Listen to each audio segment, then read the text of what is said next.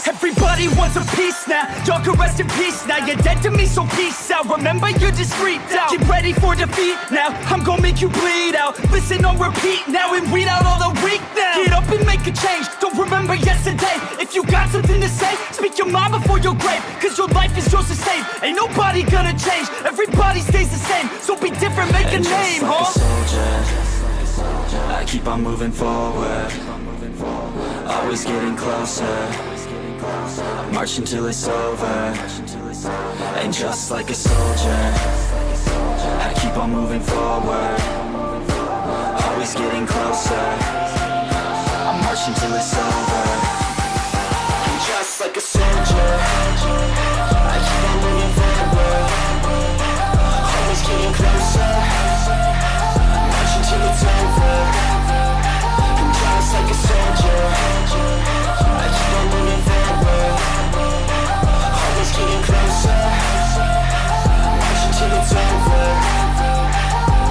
It's ridiculous, I'm spitting this meticulous and limitless. While others out there spitting shit got hits up on the charts and shit. I see why other artists quit, cause people don't reward good shit. They love to hate but hate to live. Society, you swing and miss. And honestly, I get it, promise me you won't regret it. Wasting energy, forget it, don't look back, go on and get it. Bite the bullet just a bit, bite your tongue and don't say shit. Make your actions hard to miss, be a legend, not a myth. Yeah. It's obnoxious that I'm conscious, rapping honest as promise. Try to harness, as an artist, stay modest. It's a long quest, I will not quit till 10,000 people going off when I drop this. I gotta make it now, swear to God I'm breaking out. Swear to God I'll take a bow, stand the stage with the crowd. Cause I got it figured out, I'm just honest and I'm loud. Saying modest but I'm proud, no I never had a doubt, Like a soldier, I keep on moving forward.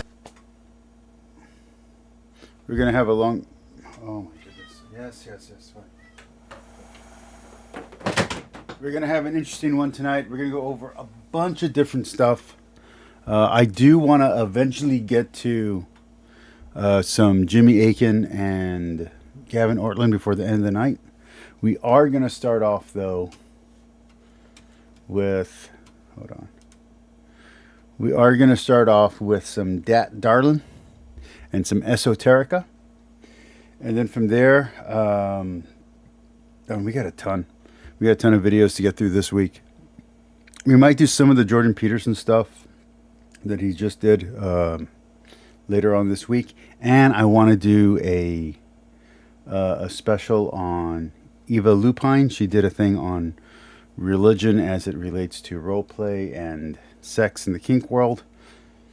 It's right up our alley, so that'll be fun to no pun intended. It'll be perfect for us to do some commentary on that and see where we think she crosses the line and where she doesn't. So let's get to it. We're gonna start off with Dat Darling. We're gonna start off with Eons. And then we're going to move into her conversation on Holy Lands. Yes, it's going to get a little controversial and a little spicy, but that's good. All right.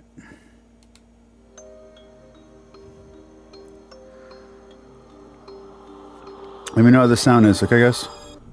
Hey, Lisa. Hello, this is Georgina Rose, and welcome back to the Dr. Darling YouTube channel. On this channel, we discuss everything on the fringe of esoterica and mysticism. I am your host, Georgina Rose, part-time esoteric content creator. I am not a huge fan of her channel. There's another person called That Cute Little Witch who does a much more grounded version, much more reality-based version of witchcraft, or the craft. This lady here, while entertaining, I've watched a few of her videos where she's supposedly deep diving and she gets a lot of basic facts wrong. It's mostly pop culture occultism, if you will. But that's always going to be more popular than the grounded stuff, right? And part-time surfer of the Aethers. And in this video, I'm actually going to be talking about something that's, I don't know, a little different than what I often talk about, but I think this is such a recurring thing in metaphysical systems that it warrants. I know I look like a dude, but like, should I use that angle for my videos? Like, I don't even know how I could, you know what I mean? Like, just kind of put it right there. Does that work? Is that a attractive angle? Warrants a video. And that is the idea of metaphysical ages, cycles, and time. So in pretty much every religion, there is some form of this system. It goes by a lot of different names. And some of them, I'm guessing you guys are incredibly No, that's not true. familiar with. But why they exist, what purpose they serve, and what they mean, now that's not really understood. I think most people have heard these terms like Kali Yuga, Aeon of Horus, Age of Aquarius before. She misuses these terms, actually. But it's the kind of misusage you'll find in, like, the Satanic Bible, or maybe some of the more pop culture witchcraft books you'll find in Barnes & Noble. Not the books you'll find in the occult section, but, like, the books you see, like, out in the front of the store, or like before you get into the store, where they have like just generic be a green witch, be this, be that, those kind of books. You know, like they'll have the what was Rome really like, you know, kind of like the old time mystery books. Yeah, that's the kind of occultism she usually is talking about. Very surface level. Often know them in a very surface level with a very simple meaning. Like people are like, oh, Age of Aquarius means hippy dippy psychedelic fun time, or Kali Yuga means very bad period of time, right? But it's actually a lot more complicated. And so I'm going to get into this. I'm going to talk about the different versions of these metaphysical time systems, what they mean, why people use them, and where we are based on these different systems, and how do they all come together, and what does that mean for modern life? So, and my video covering Eva Lupine will probably be on a different day. I'm probably going to dedicate a whole day to it, so I don't have to fast forward through her commentary.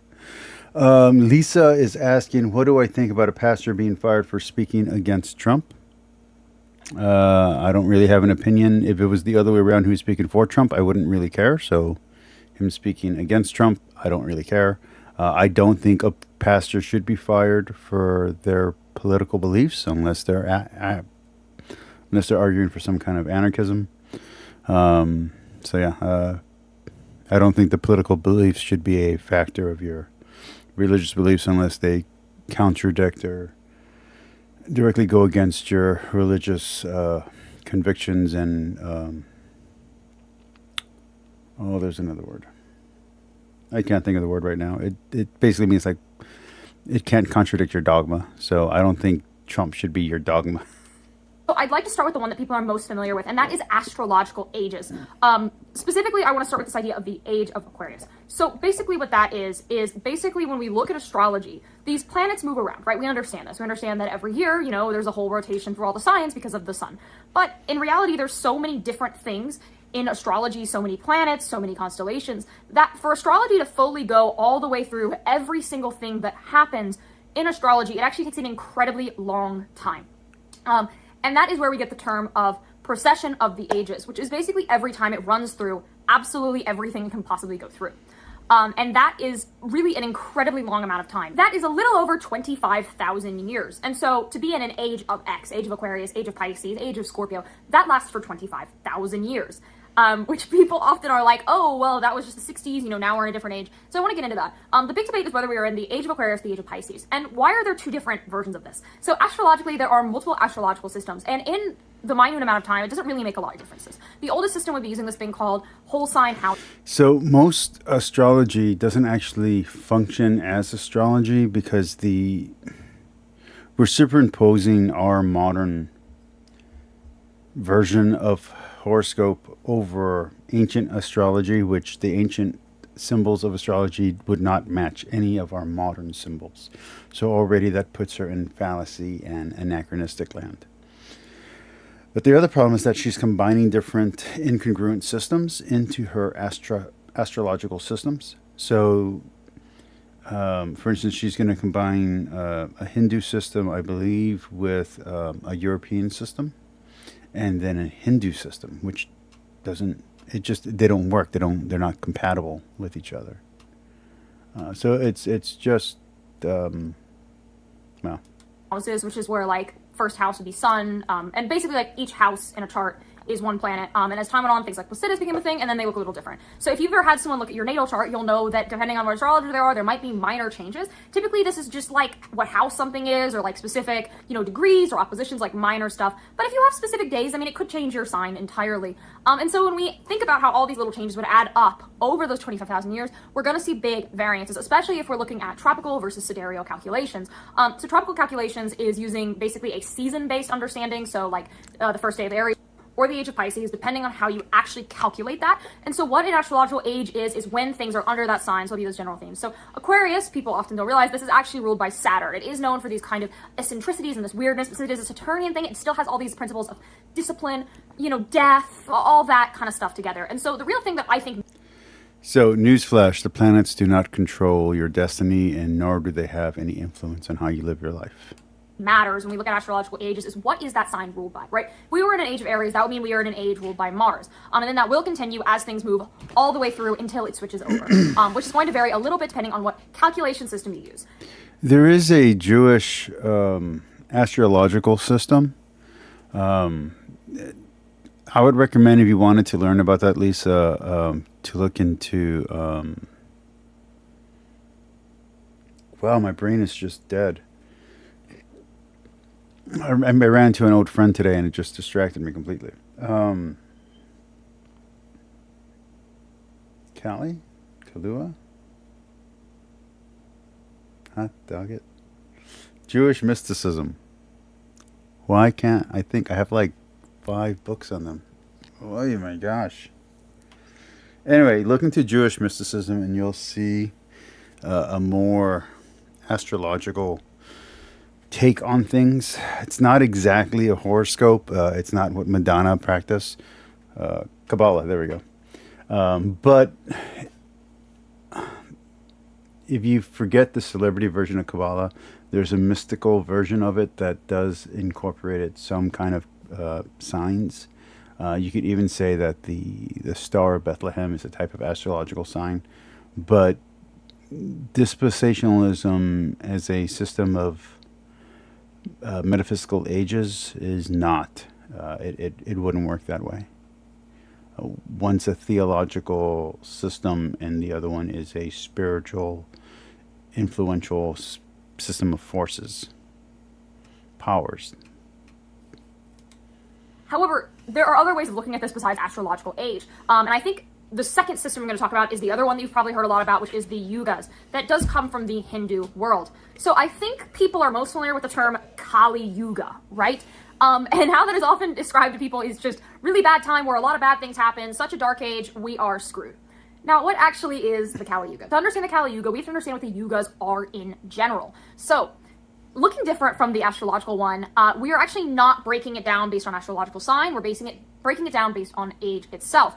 And basically, the thing about the yugas is it's a cycle of 4 ages that continuously repeat, right? It's not like, all 12 signs we run through. It's these 4 things and they're on loop. And basically what it is, it's a cycle of deterioration is probably the easiest way to explain it.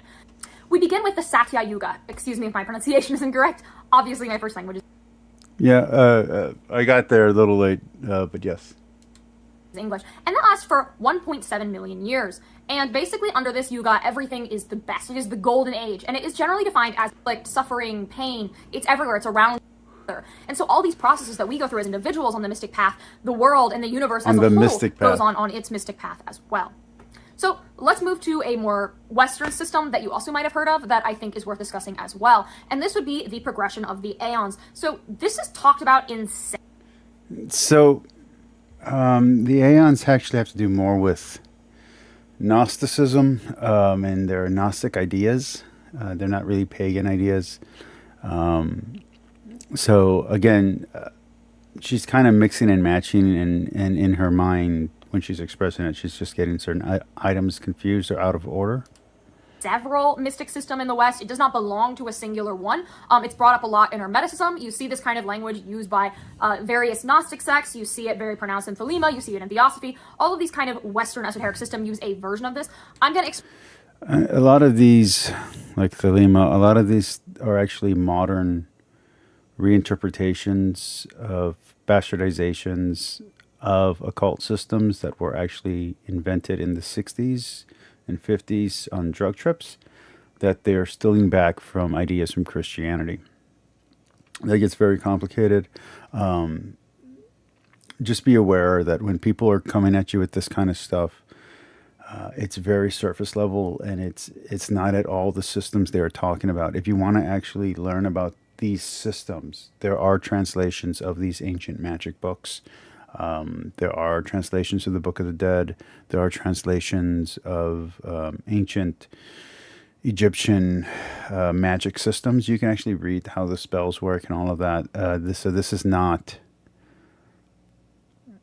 What she's saying to you is not based on actual historical magic, for lack of a better word. Spellcraft, prayer. It's mostly prayers to the gods and supplication. So yeah, this is not... This is a very Western Christian interpretation of what those ancient systems were, because in those ancient systems, they also burned witches. So these are not magical systems based on witchcraft. These are systems that were part of the daily structure of how life was supposed to work and how the priests were supposed to function. Explain it in kind of the simple form. The thing about this one is it's much less clearly divided based on years. Certain systems have posited very specific years for this, but that's not universally agreed on exactly. It's kind of argued, and I'll get into some of the disagreements about this as I get through them. So in this system, your first aeon is going to be the Aeon of Isis, as it is often called. And basically the Aeon of Isis is the age of the pagan cult, the age of the goddess, the age of the divine feminine, the age of earth-based spirituality, right? This is kind of your ancient cultures who were very connected to their ancestors and to the goddess and to the gods. And it's interesting. She's mixing it up with actual history. Interesting. This very like nature-oriented spirituality. This is when paganism ruled. This would have been before the rise of the Abrahamic religions. Technically, the rise of Judaism would be included under this aeon, but Judaism kind of... Yeah, no, that wouldn't work because the idea of aeons comes from a later period, and the Abrahamic religions come from an earlier period. Unless you want to change... I mean, if you reworked Dorian language or Mycenaean Greek,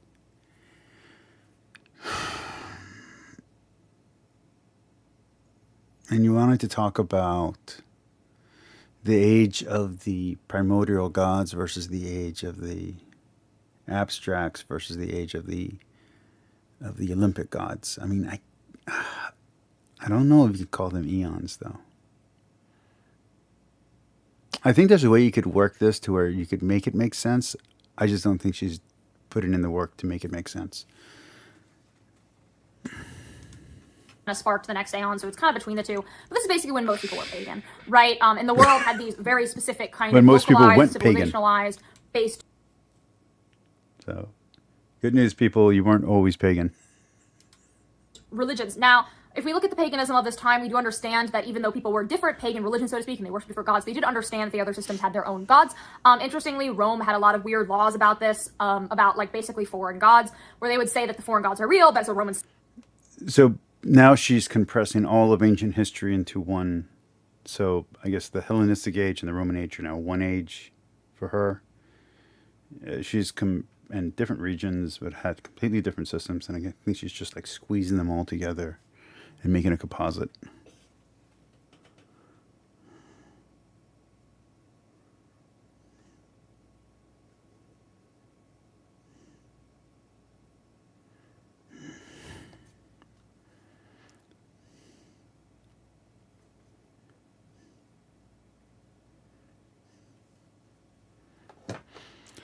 Okay. Citizen, you should not worship the foreign gods. There was a whole kind of discourse at the time. And then other civilizations had a very different view where people who traveled would have in the Age of Revelations, right? They don't cut it like that or phrase it like that, but like that's what's going on. In Judaism, there was this idea of the Messianic age, which is when they believe their Messiah is going to come, and so that's a new age. Same kind of idea. In Islam, you have the age before Muhammad, and then all the things that are going to come during the end times. In ancient Roman religion, you had the idea of ancient Greek religion, I misspoke, my apologies. But the idea actually does exist in Roman religion too, which is phrased a little differently, of the golden age of Kronos and then the age of the Olympian gods. there's a lot of interesting mythology about when the Titans ruled versus when the gods ruled, and was the age of the Titans this amazing golden age, or was it not, them being overthrown, ushering in new times, all of that. So you get those type of ideas as well. This is really a universal concept. It's broken down so differently depending on religion. So let's try to reach a conclusion based on all this information. Desperate ideas are universal concepts. I love this type of apologetic. This is Anderson, man. This is awesome. This is crazy Baptist preacher time, but for Wiccans. In all of these religions, what's going on? What does this mean about modern life? I think the most common thread throughout all of this is that we are in an age of chaos and change. We are in an age of chaos. We've gone back to the beginning. We've gone back to pre-chronological time. In an age of radical restructuring and of it being a whole hot mess. And something needs to happen to get us out of this hot mess. And good news, Dad Darlin. Since the beginning of the written word, people have been predicting that we are in the end times and that things are terrible. And this is the worst it's ever been. And it's the worst it's ever been every time someone says this. And good news, it's not the worst it's ever been. Things are actually getting better. And the world doesn't end. You're going to be fine. I mean, there might be a war or something, but you personally most likely are going to just be fine. And bring us back into a golden age. I think that's the most consistent idea across. Good news, people. The world's not ending. Life is fine. Things are good. These traditions. Now, what will that be? I don't know. I don't know exactly how it's going to happen. But it does seem that is probably going to happen at some point. Will it be soon? If you like Western metaphysics, probably. If you like non-Western metaphysics, here's to 400,000 years of chaos. Probably the least inspiring message I've ever put at the end of my videos. But, you know, even if we do have 400,000 years left of chaos, what can we do in our personal spiritual lives? So, even if you live in a really dark age, you are able to connect to the gods, you are able to do all these things. It is just a hell of a lot harder than if we were in a different time period. It's much more of an uphill battle, and the things you need to do seem counter to our culture, our lifestyle, and our world. So you just have to be willing to push yourself and make it work. Good news, even though the gods are counter to logic and magic is counter to science, just make it work. Let's get on to our next video. The reason we watched this part was to get to this next part. Here we go. We're going to get a little spicy and controversial here. When it comes to... I want to be very clear. I'm not making fun of her, and I don't want you guys to go harass her on her channel. Okay, don't do that. Be nice. If you're going to say anything to her, ask her to come on my channel to defend her points of view. Okay, don't be mean. We don't like to be judgy here. Welcome to Postmodern Icon Last Day podcast, where we break and destroy false idols and icons of the digital age and search for more authentic, esoteric. Oh my crap! What an opening! I want to hear that again. Hold on, let me slow it down. Must be discussed. Hold on. I want to hear that.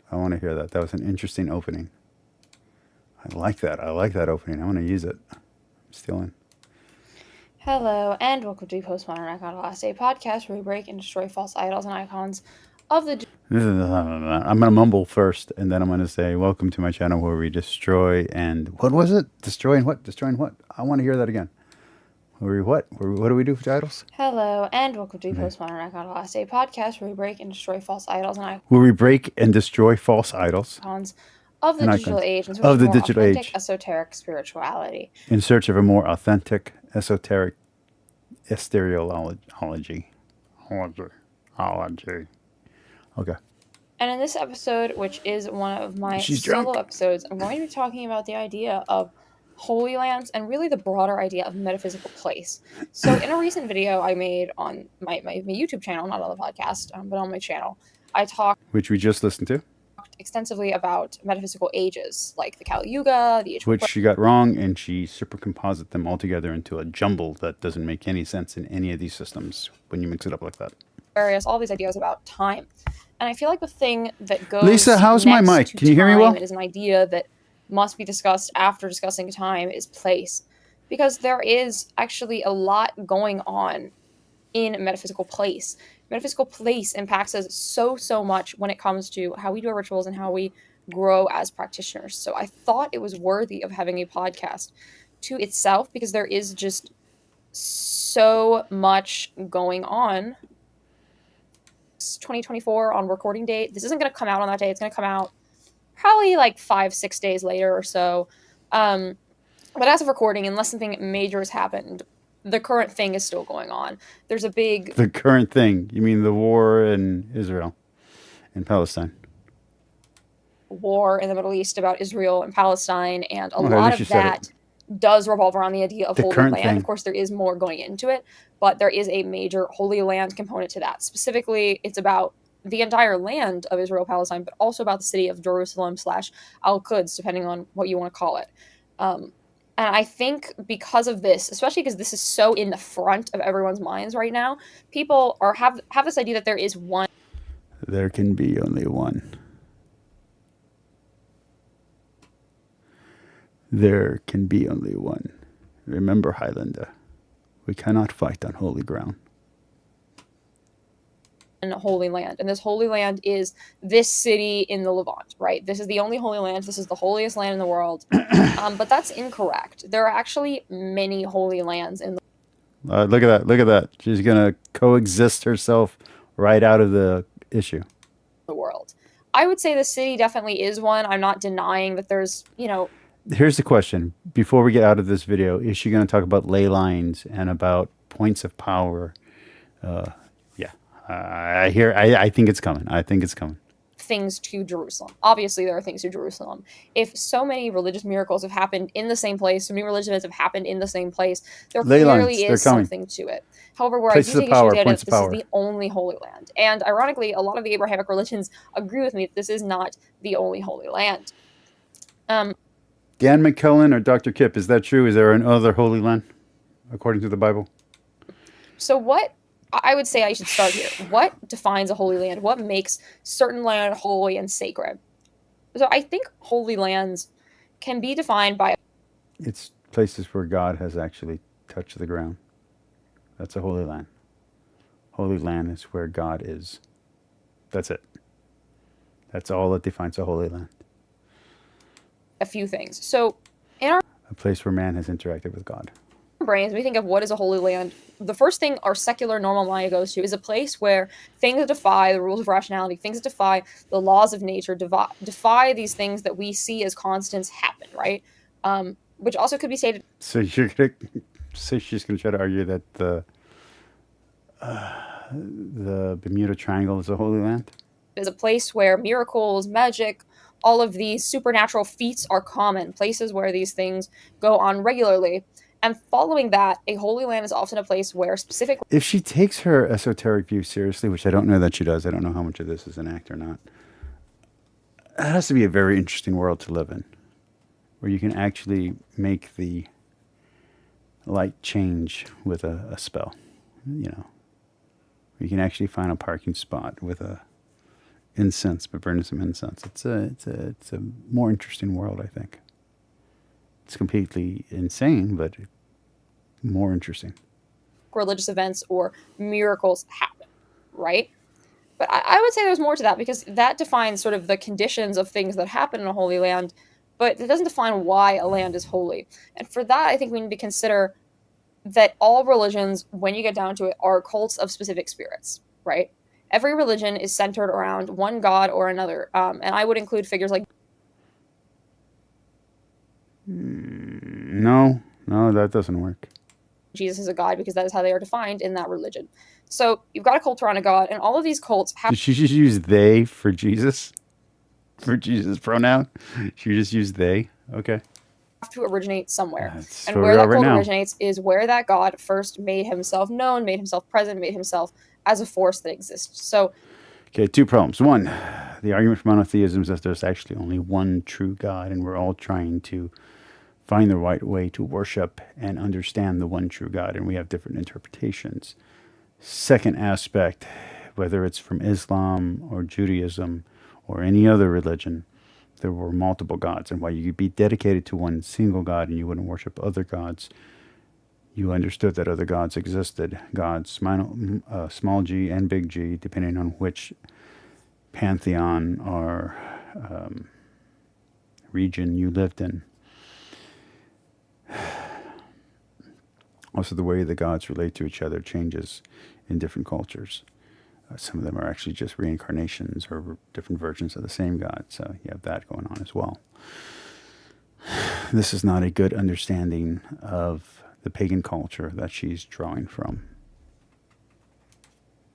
Any of these spots of Genesis are, I would say, already holy lands. But of course, there are more traditions and more gods out there than the Abrahamic ones. So that By the way, I've heard other people say this kind of stuff too, and not just esoteric witches and occult people. I've heard religious people without an understanding of ancient history say this kind of stuff when talking about the Bible. So don't think that us watching this is pointless. This has a very strong resonance with people who are very uninformed on ancient cultures. would mean that there are a lot of different holy lands all throughout the world, right? There are holy lands in many countries, holy lands in many places. There is not one singular holy land. All gods have a I think she's confusing sacred ground with holy land. I think. holy land somewhere, and depending on your metaphysical land of the gods they worship, of their patron god, and had these profound spiritual experiences that perhaps they would have had otherwise, but being in that special place, it just gives them something different. It gives them something.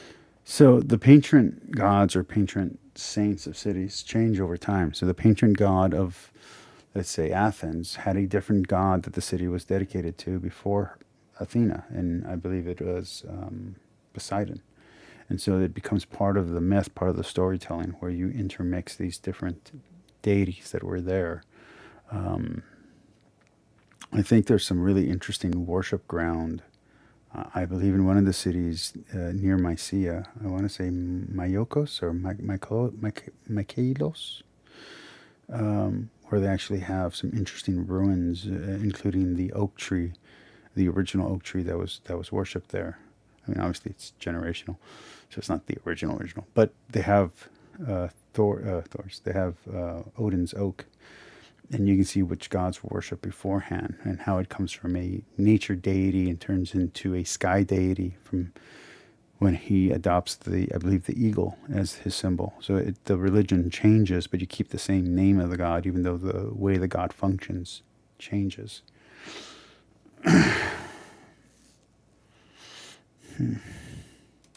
Something even more powerful and I might be getting the name of the city wrong for where Odin's Oak is, but it's a really cool place. If you ever get a chance to get on Google Maps and search through these ancient sites and really dig into it, it's really fun.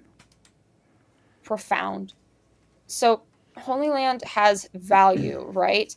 I think some people get into this mindset where, well, I can do ritual everywhere. It's not like I can only do magical ritual in a Holy Land. So Holy Lands don't matter. Holy Lands don't exist. And that's not true, right? You can contact a god outside of their Holy Land. They're not literally like only existing in that Holy Land, right? They exist everywhere, but they are the most connected to that land, as that land is going to be a place where their impact is the strongest, if that makes any sense. Like if you're an American, right? If you're an American with a Nordic cultural or ethnic background and you worship, say, the gods of Asatru, right?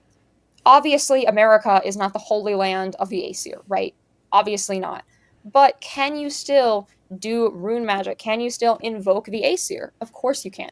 You can do that in America incredibly effectively.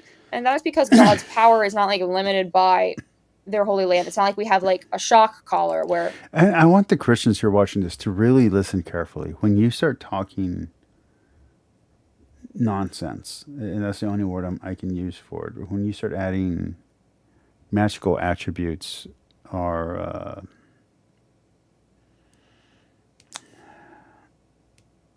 human attributes to God, this is what you're doing. Okay, so even if you want to say she's crazy or whatever, she's not. This is what you're doing when you're adding human attributes and magical attributes to God. God is not a genie. I know that a lot of people are Bible onlyist, and that's how they view the world, and they think that the Bible is giving them one story. But if you actually understand what the system you're putting over the Bible, the dogmatic system, that's a Catholic system. And I don't mean Catholic like just the Roman Catholic Church. I mean the original church that the five patriarchates derive from. That original church, you're laying on that dogma to translate the Bible, so that way the Bible makes sense in a monotheistic way. you take off that framework, you take off those controlling factors, and you get to the anthropomorphic God with a wife, with different deities, with a council. You start getting a very different religion out of Judaism, because Judaism, especially in those first chapters of Genesis, is reflecting a culture that they're arguing against. They're going against the other cultures when they're telling these stories. But if you don't understand that framework, if you don't understand what the polemic is doing, you're going to come up with this, where you're going to just marry all these different mystical elements, either from your own imagination or from Hollywood or from whatever, Dungeons and Dragons, and you're going to put it over your understanding of how God works. And so now you have the mystical Lilu instead of Lilith. Now you have multiple devils, not just one. This is what happens if you watch or read Sandman comics. Instead of these all being different names for the same Satan, it's now Satan, Lucifer, Baal, Aziel are all different demons that Beelzebub are all different demons that hold sway or sovereignty in hell. So you end up building this massive mythical system in your imagination, and you find other people that can agree with you because these references don't have context in the book that you're reading. They're just one-shots, they're one-offs to be like, hey, you know this thing that this culture believes, here's how we're handling it, and then they move on. Well, you, as a modern-day reader, don't live in that ancient society, so you don't have the context for what's being said. You think you do because you're like, well, I already knew what you just said, Ramon. No. You only know that because your pastor told you. You're holding opinions. Everything you think you know is someone's opinion that you just happen to agree with. That's what's happening. You didn't do the research. You didn't actually read out these ancient texts. Now, some of you have, and some of you know these very well, better than I know it. But most of you haven't. And that's because you're going based on what Hollywood has told you, what movies have told you, what this one summary book told you. You're not going back and reading the text. Now, I'm going back and reading the translations. I'm not reading the original text. So if there's bias in the translation, that's going to suffer, and my interpretation will suffer because of that. And so I like to read multiple translations. But you got to understand that that's what she's doing. So she's not just being wacky. She's not just being woo-woo. There is a method to her madness, okay? If they step outside that line, they get shocked. And it's like, oh, well, you can't do magic outside of the box because you're out of the box. That's not how it works. And that's a super reputed place because it's the same place where the temple of the Jewish people were before it was destroyed. So probably the most contentious soil on earth, because you've got Muslims being really passionate over it because it was often... It's time to wake people. Okay, just keep going. Oh, ancient aliens. Always official church policy. Like, not all Christians were doing this, but enough were that it was notable, would cross out the faces of gods and goddesses with a giant cross carved over them, which is obviously horrific, evil, disgusting, truly disgusting behavior. Even outside of my own pagan proclivities, I think that it shows a blatant disregard for culture and, all the things that make Western civilization valuable, like our preservation of culture and history, right? I believe even if I get, let's say I get everything I want in my worldview, right? I still would not desecrate all the art of people I disagree with, or religions I disagree with, or ideologies I disagree with, because I think that art existing tells a lot about the past, says a lot about the story, and has a purpose. So I don't think we should be desecrating any art, hot take. But this was done as a power play. That's also, you can tell it by listening to me and looking at me, but if you did not know, I'm an Appalachian. I'm originally from Appalachia, which means that my ancestors would be considered Ulster Scots, which is a Scotch-Irish group, right? That is my direct ancestry. So if I were to, get into... The area that I live in is Scotch-Irish, by the way, as well. To ancestral generation. A lot of the towns around where I live, even though we're all Hispanic, a lot of the towns where I live have either Irish names or Scottish names. And that's where I would look. But I also need to consider I'm not in the place where my ancestors lived for most of history, right? And for that reason, I am existing in a foreign land. And, that means that if I were to make a pilgrimage, it would have value. So pilgrimage is something I should consider. But also, while in this land, understand that my ancestors can still reach here. And for those that don't understand why this is on my channel right now. This is part of apologetics. She's doing apologetics, but she's doing it for esotericism and occultism. They are not blocked by here. It's not like you have to be in your ancestral land to connect to your ancestors, but just, you know, there's an awareness of that. It's going to be a little different. Your approach is going to be a little different than living inherently in a holy land, because you're living in a less holy land to your metaphysical body and to your metaphysical practice. So things get a little bit more complicated. And we think of Stonehenge, we think of all of these things, and a lot of us think of these neo-pagan projects that have been building their own temples. There's a lot of them in Europe where people have been creating whole temples. There was a temple to Apollo that was built, and these temples are used by these pagan cults to honor their gods. As well, there are, you know, different organizations like the OTO or, you know, the Wiccan groups that have made their own temples, and these temples are not publicly accessible, right? They're not like you can like walk down the street and just go into them, but they do exist, and they are used as places for their ritual, right? Temples are important for this reason, and I think really the main power of a temple and the main thing that makes a temple matter is its consecration and the fact that it is a space devoted to the divine. Obviously, in temples, other things happen, right? Like classes, lectures, you know, a little brunch or potluck after a big initiatory ritual. Obviously, other things go on, but the temple is generally devoted to the gods and devoted to something significant with the gods, that it is inherently a place of worship. Now, I think something that comes up is temple building. As people interested in mysticism, temple building is something that, if we can take under our belts, is such an incredible gift of sacrifice, of offering, and of effort. And so you may go, whoa, whoa, whoa, but I can't by myself. Like, I don't know how to build things. I don't know how to, like, you know, chop up wood or whatever. And it doesn't need to be that complicated.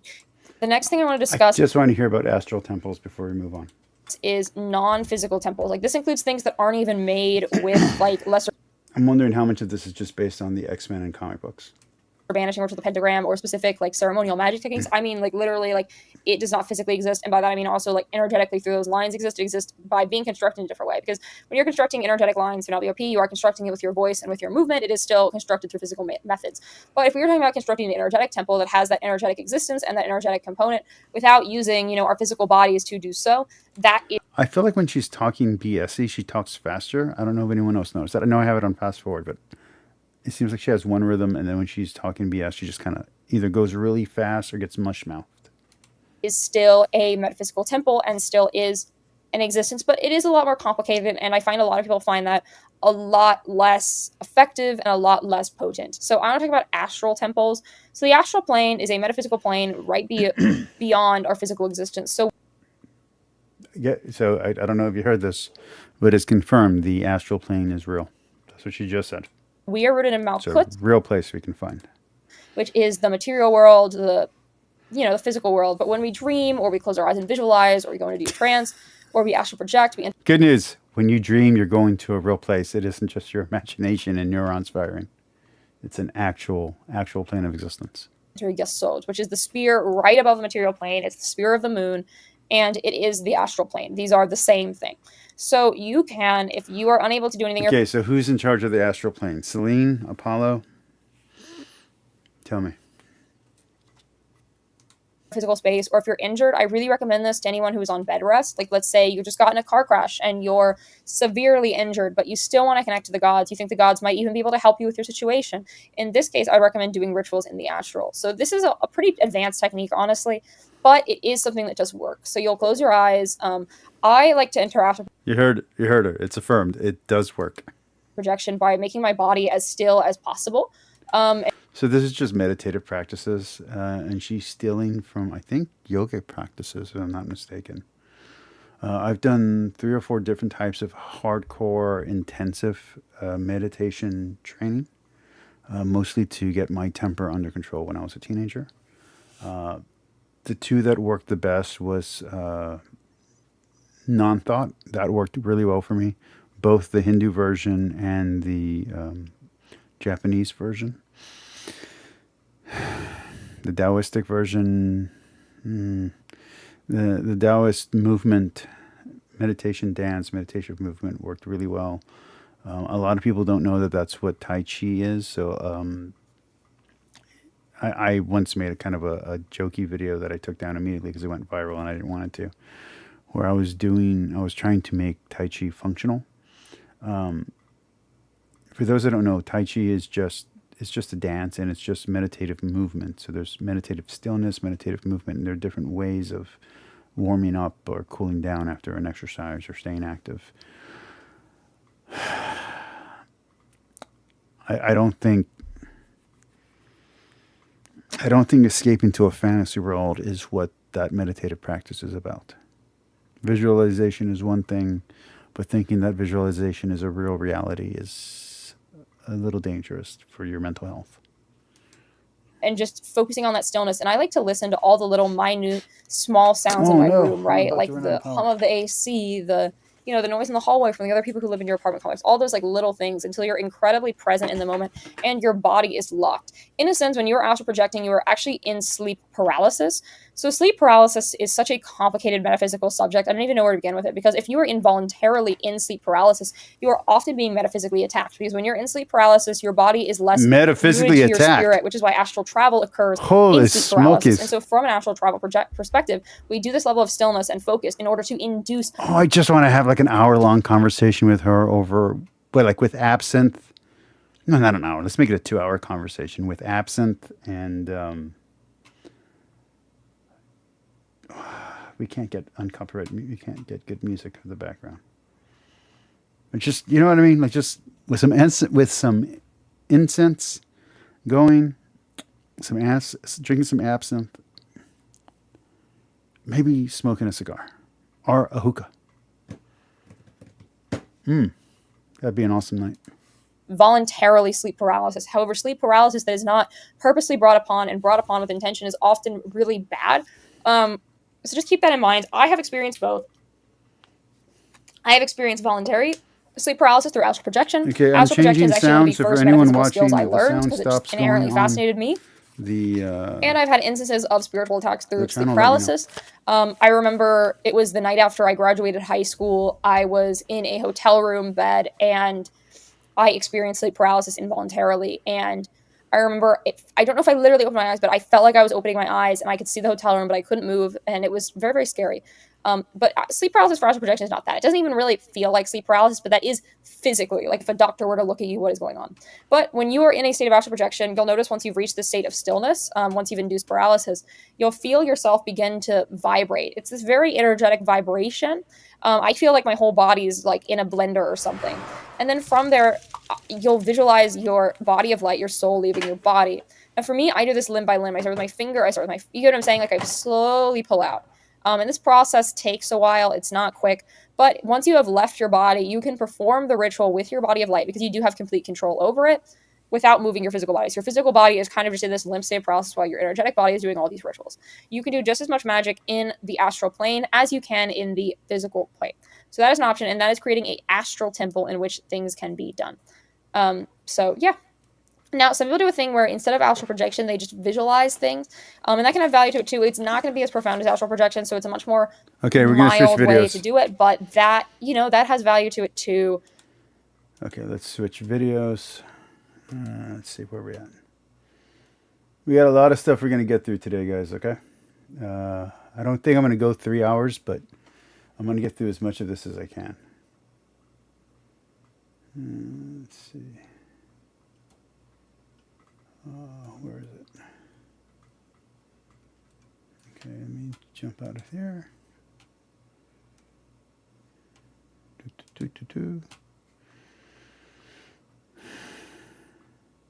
Okay.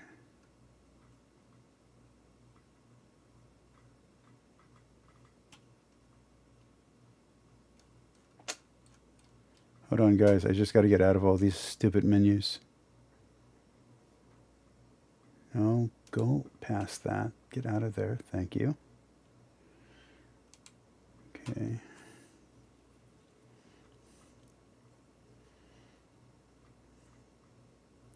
And we're going to spend some time in some heavy topics today after we get through one more fun one, okay?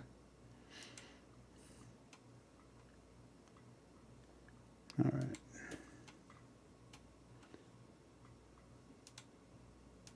Does anyone know if Jordan Peterson's Gospel series is already available?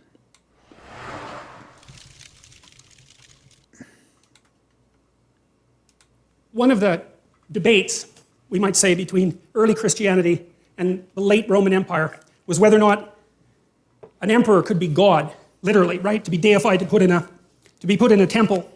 And you can see why that might happen, because that's someone at the pinnacle of a very steep hierarchy who has a tremendous amount of power and influence. But the Christian response to that was, never confuse the specific sovereign with the principle of sovereignty itself. It's brilliant. You see how difficult it is to come up with an idea like that. Never confuse a specific sovereign with the idea of sovereignty itself. So that even the person who has the power is actually subordinate to something else. Subordinate to, let's call it a divine principle, for lack of a better word. So that even the king himself is subordinate to the principle. And we still believe that because we believe that our president, our prime minister, is subordinate to the damn law, whatever the body of law, right? Who else thinks Jordan Peterson is going to become American within the next 10 years? There's a principle inside that even the leader is subordinate to. And without that, you could argue you can't even have a civilized society, because your leader immediately turns into something that's transcendent and all-powerful. And I mean, that's certainly what happened in the Soviet Union and what happened in Maoist China and what happened in Nazi Germany, because there was nothing for the powerful to subordinate themselves to. You're supposed to be subordinate to God. So what does that mean? Well, we're going to tear that idea apart, but partly what it means is that you're subordinate, even if you're sovereign, to the principle of sovereignty itself. And then the question is, what the hell is the principle of sovereignty? And I could say we have been working that out for a very long period of time.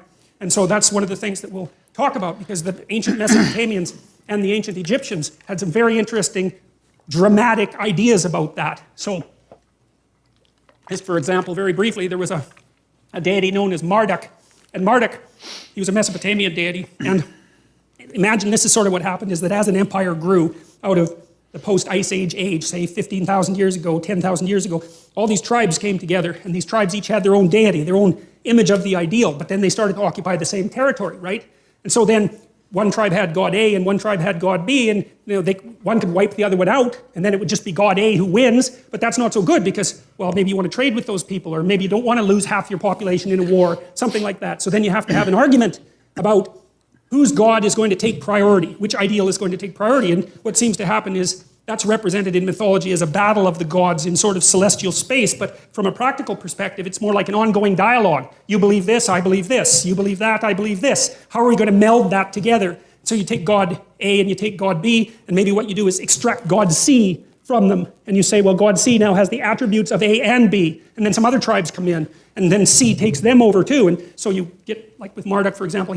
So I know that Dan McKellen doesn't like the way that Jordan Peterson does this, but this is the exact thing that the exact theory that I heard in it was a textbook from one of my philosophy courses. I don't remember if it's development of Western thought or the development of human civilization. I don't know which one it was, but this is the exactly how religion and theology and society and civilization developed. So he has a multitude of names, 50 different names. Well, those are names, at least in part, of the subordinate gods that represented the tribes that came together to make the civilization. That's part of the process by which that abstracted ideal is abstracted. You think this is important, and it works because your tribe's alive, and you think this is important, and it works because your tribe is alive. And so we'll take the best of both if we can manage it, and extract out something that's even more abstract that covers both of us if we can do it. And one of the things that's really interesting about Marduk, correct. I'll just give you a couple of his features, but he has eyes all the way around his head. He's elected by all the other gods to be king god, so that's the first. One of the things I don't enjoy about Jordan Peterson's explanations of ancient society is that he also does the pop culture explanation. So he's kind of like how Dat Darling does the pop culture explanation of the compositing of different deities, different societies and cultures and religious systems and rites. Jordan Peterson kind of gets the gist version of all the ancient gods and goddesses. So it's not that he's wrong, but he's just not 100% correct. And this happens a lot if you actually read the book 48 Laws of Power. Most of the laws in the 48 Laws of Power are not the laws in the actual books that are being referenced. And in fact, sometimes they're counter to what the actual point of the overall book or message of the book is that they're referencing. Kind of like The Secret, how The Secret is just a bastardization of a bunch of different religious ideas. So just be aware that Jordan Peterson is guilty of that, but that doesn't mean that his general understanding is incorrect. It is compliant with the system that I was taught while I was in college. So yeah. thing. That's quite cool. And they elect him because they're facing a terrible threat, sort of like a flood and a monster combined, something like that. And Marduk basically says that if they elect him top god, then he'll go out and stop the flood monster and they won't all get wiped out. It's a serious threat. It's chaos itself making its comeback. And so all the gods agree. And Marduk is a new manifestation. He's got eyes all the way around his head and he speaks magic words. And then he also goes out and when he fights this deity called Tiamat. And we need to know that because the word Tiamat is associated with the word Tehom, T-E-H-O-M, and Tehom is the chaos that God makes order out of at the beginning of time in Genesis. So it's linked very tightly to this story. And Marduk, with his eyes and his capacity to speak magic words, goes out to confront Tiamat, who's like a watery sea dragon, something like that. It's a classic St. George story to go out and wreak havoc on the dragon. And he cuts her into pieces. And he makes the world out of her pieces, and that's the world that human beings live in. And the Mesopotamian emperor acted out Marduk. He was allowed to be emperor insofar as he was a good Marduk. And so that meant that he had eyes all the way around his head, and he could speak magic. He could speak properly. And so that we're starting to understand there at that point the essence of leadership, right? Because what's leadership? It's the capacity to see what the hell's in front of your face, and maybe in every direction, and then the capacity to use your language properly in a transformative manner and to transform chaos into order. And God only knows how long it took the Mesopotamians to figure that out, and the best they could do is dramatize it, but it's staggeringly brilliant. You know, it's by no means obvious, and this chaos is a very strange thing, and this is the chaos that God wrestled with at the beginning of time. Chaos is it's half psychological and half real. There's no other way to really describe it. The chaos is what you encounter metaphysical when you're thrown into deep confusion.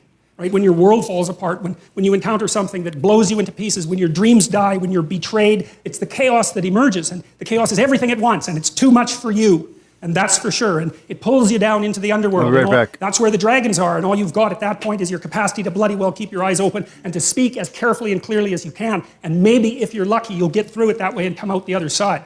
And it's taken people a very long time to figure that out. And it looks to me like the idea is erected on the platform of our ancient ancestors, maybe tens of millions of years ago, because we seem to represent that which disturbs us deeply using the same system that we use to represent like serpentile or other carnivorous predators.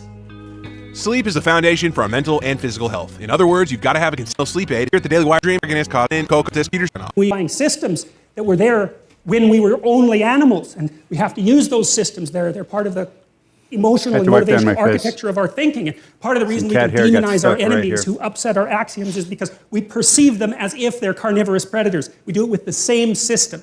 And that's chaos itself, the thing that always threatens us, right? The snakes that came to the trees when we lived in them like 60 million years ago. It's the same damn systems. So the Marduk story is partly the story of using attention and language to confront you freeze. And that way things that upset us rely on that system. And then the Marduk story, for example, is the idea that if there are things that upset you, chaotic, terrible, serpentine, monstrous, underworld things that threaten you, the best thing to do is to open your eyes and get your speech organized and go out and confront the thing and make the world out of it. And it's staggering. When I read that story and started to understand, it just blew me away that it's such a profound idea. And we know it's true, too, because we know in psychotherapy, for example, that you're much better off to confront your fears head on than you are to wait and let them find you. And so partly what you do if you're a psychotherapist is you help people break their fears into little pieces, the things that upset them. I don't know if that answered encounter them what one God by is. one and master them. And so you're teaching this process of eternal mastery over the strange and chaotic world. And that all of that makes up some of the background. We haven't even got to the first sentence of the biblical stories yet.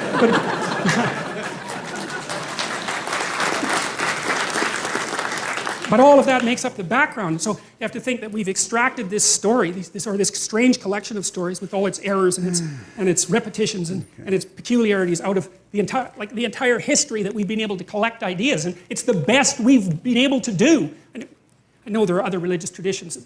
I'm not concerned about that at the moment because we can use this as an example, but it's the best we've been able to do. And what I'm hoping is that we can return to the stories in some sense with an open mind and see if there's something there that we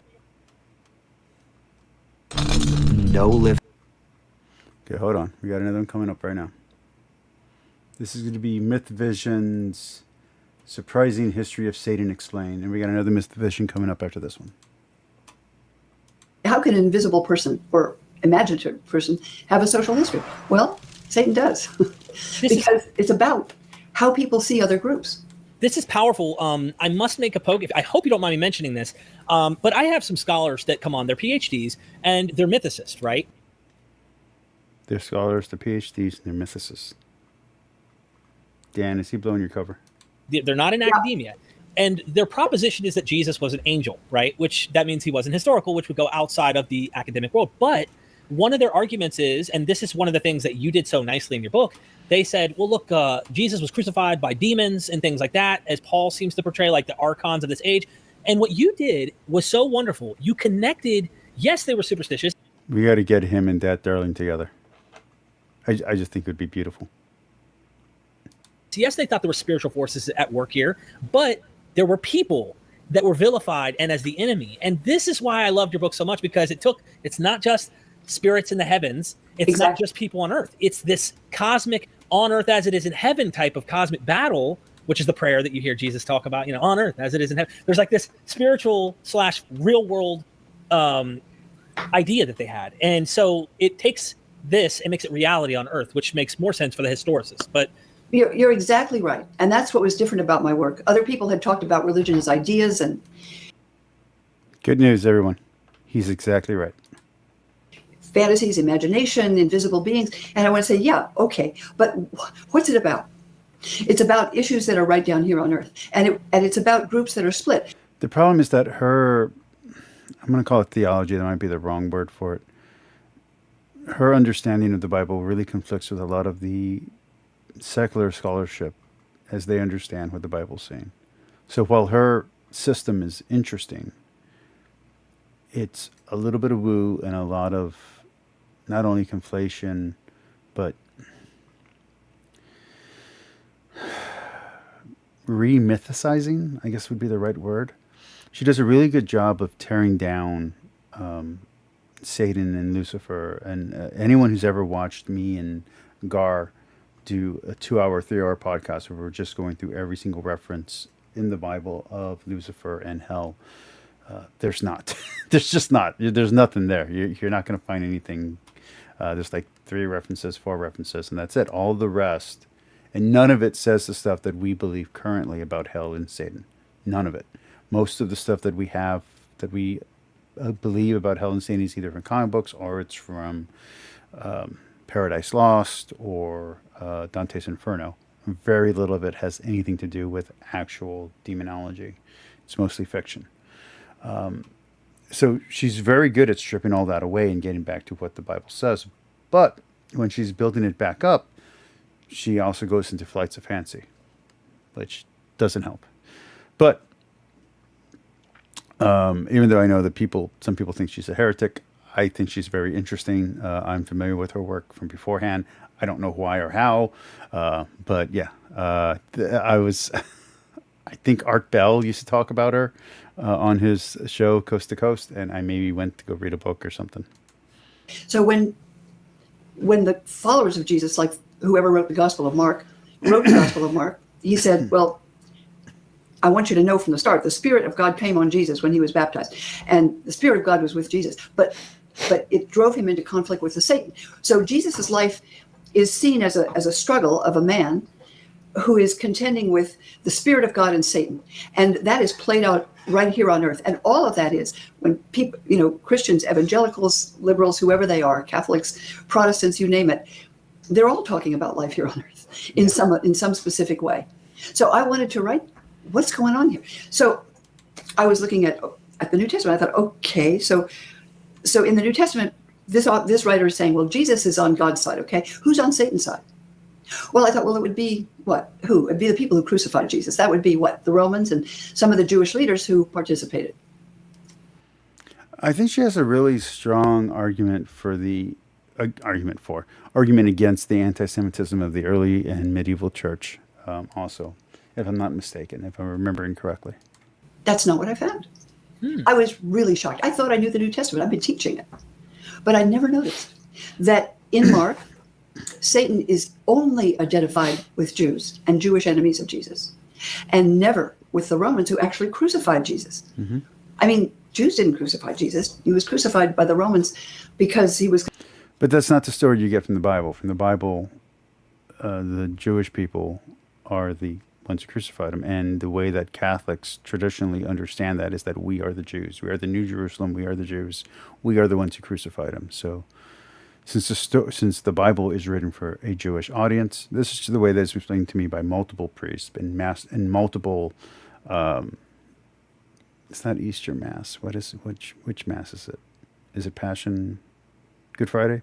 Good Friday Masses. So we actually, in the Mass, for those that don't know, and I believe also Orthodox do this as well, I'm not sure, we actually play the part of the people who betray Jesus. So the priest will usually be the narrator. Sometimes he'll play the part of Jesus. And there'll be two people on stage, usually two lay ministers, but sometimes a deacon, and sometimes a nun, and they will play the other parts. So one will play Jesus and one will play the other characters. But anytime anything says, like, we'll take on the guilt, we crucify him, that's always the lay people in the audience. We are the ones. We are the people asking for his crucifixion. We're the reason why he died. So not to the Jewish people are there as a stand-in for all of humanity in the Catholic interpretation. So the regular Jewish person represents all of humanity. So all of humanity is guilty of the death of Jesus. We all did that. He died for our sins, to take away our guilt. So that's a very important interpretation that is missed when you're only looking at the Bible as the text alone, and not as the tradition that it developed out of, and not as the tradition that protected it and guides it to this day. So without the tradition, you don't get that. You don't understand that we are the people who are Jesus is dying for and dying because of. It's us. But if you don't have that interpretive lens, if you don't have that dogma put on top of the book doesn't say that.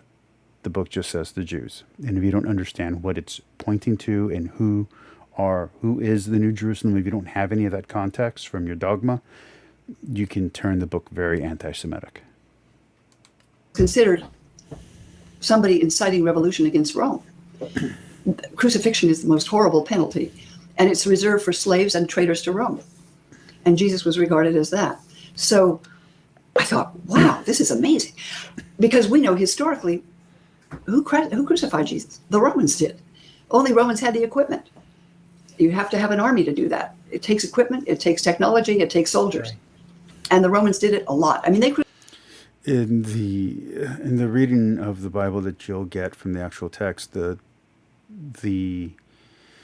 Romans are just the tool. They're just the gun. They're not the one who pulled the trigger. So, yeah, just FYI, realize that the Bible does not blame the Romans for Jesus' death. You can say it all you want, but it's not what the Bible says. You need to have another system layered on top of your interpretation of the Bible to get there. Crucified thousands of Jews on the same...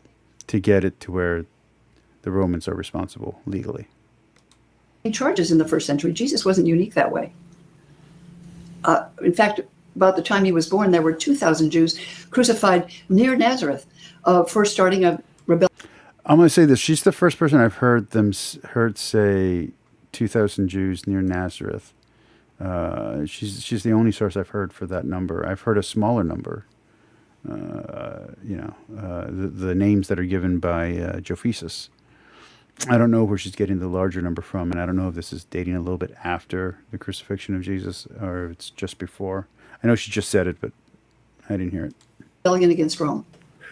So, but religious people see this in terms of God and Satan. For me, what shone some light on crucifixion was not actually anything in the Bible. It was reading through one of my histories. I don't remember which one anymore. I think it was Livy, when he's talking about Spartacus. So I thought, this is so weird. Why would the followers of Jesus effectively exempt the Romans and blame Jews for what Jews didn't do? And I would realize the story was told as though the crucifixion was engineered by Jews, even though Romans did. If you don't know the history of the art around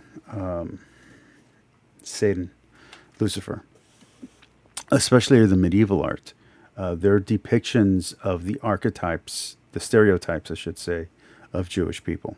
And it's really gross once you understand that Satan is hoarding money, that he's with the money changers, that he has a hooked nose, that he walks a certain way, that he wears certain clothing. All that is anti-Semitic imagery. Again, this is not the Satan or Lucifer of the Bible. I want to be very clear. But this is the representation that people used for him in art and entertainment.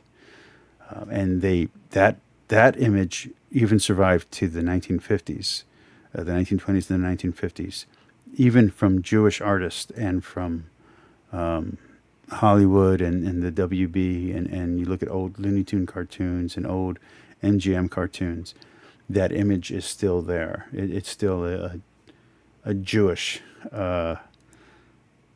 Satan, and it's really gross and disgusting. And again, that is not Christian. That's just how artists represented him, and it's a really sad anti-Semitic thing. Did it? Historically, Derek, that doesn't make sense. Related, people also get gargoyles wrong. Gargoyles are not demons. Gargoyles look scary to scare off the demons because the demons are fallen angelic beings, so therefore they were gentle and beautiful looking. With the Ninja Thirsty Drink System. And now we suffer through a commercial.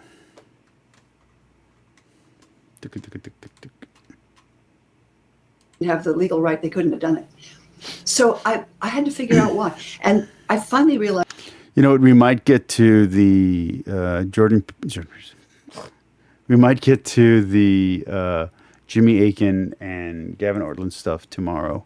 So I think we're going to go this one, and we'll do another Myth Vision video after this. And depending on how much time is left, we might go ahead and call it a night. But we got at least 2 more videos to go. That these people, followers of Jesus,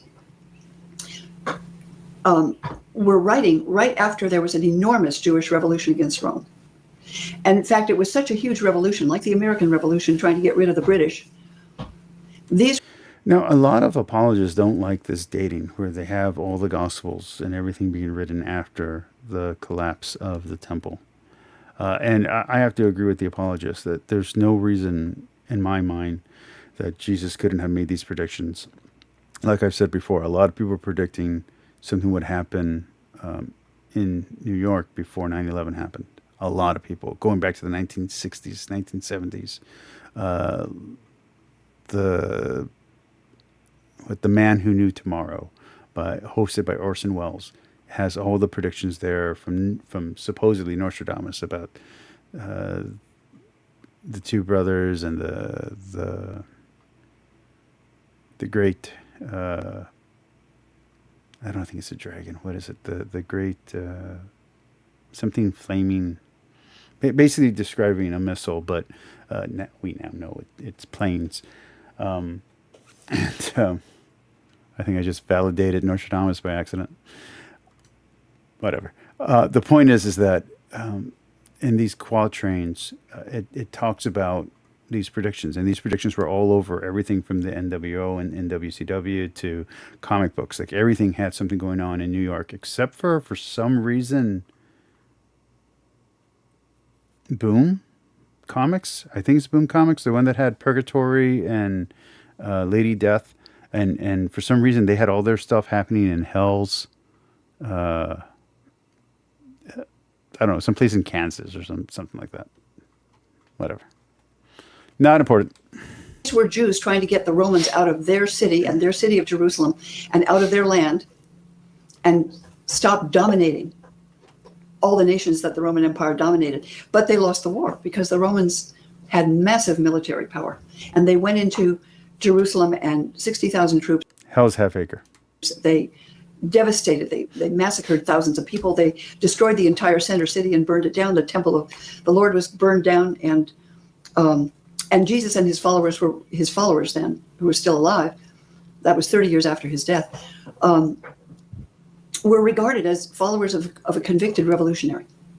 So if you were a follower of Jesus 30 years after his death, they'd say, well, that man, he's a follower of that Jesus The problem with this is that it's all speculation. Interesting, plausible, but all speculation. of Nazareth, that revolutionary. He's probably one of them. And so they were crucified. Peter was crucified. Paul was beheaded because he was a Roman citizen, and Roman citizens got quicker deaths that weren't as painful. And also, this is agreeing with sources that the people who usually interact with this channel would probably call mythical, or at least unreliable, as these are later myths about what happened to each of the apostles. Now, I, as a Catholic, tend to believe them, but again, there's no historical evidence that these are the actual fates of each of the apostles.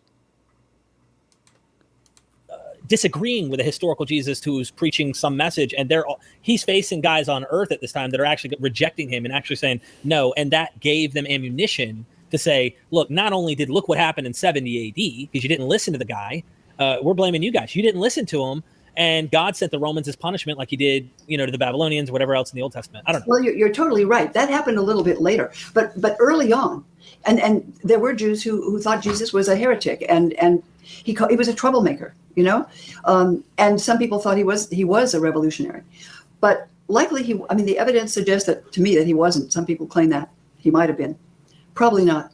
But his followers were not starting a revolution, but they were under suspicion. So. Okay, I disagree with her there completely. I totally believe Jesus was a revolutionary.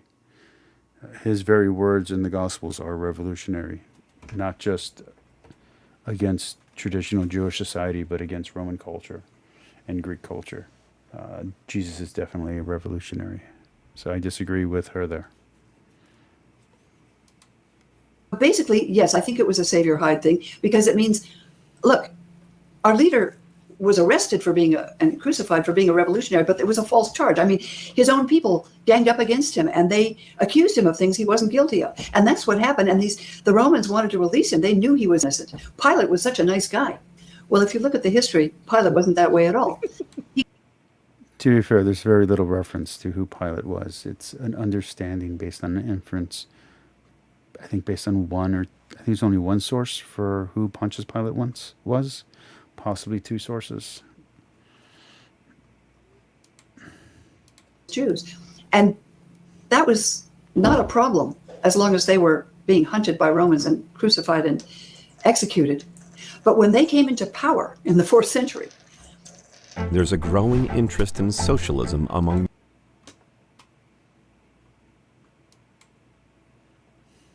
legislated laws against the Jews. You could be burned alive for converting to someone to Judaism. And in the Middle Ages, in the Holy Roman Empire, Jews were considered the killers of Christ. And they were hunted, and they were targeted, and they were, it's absolutely horrific to see how Christians have treated Jews for thousands of years if you start to study it. And I did, and I have, and I got a few books that I never got around to because it was just truly disturbing to read.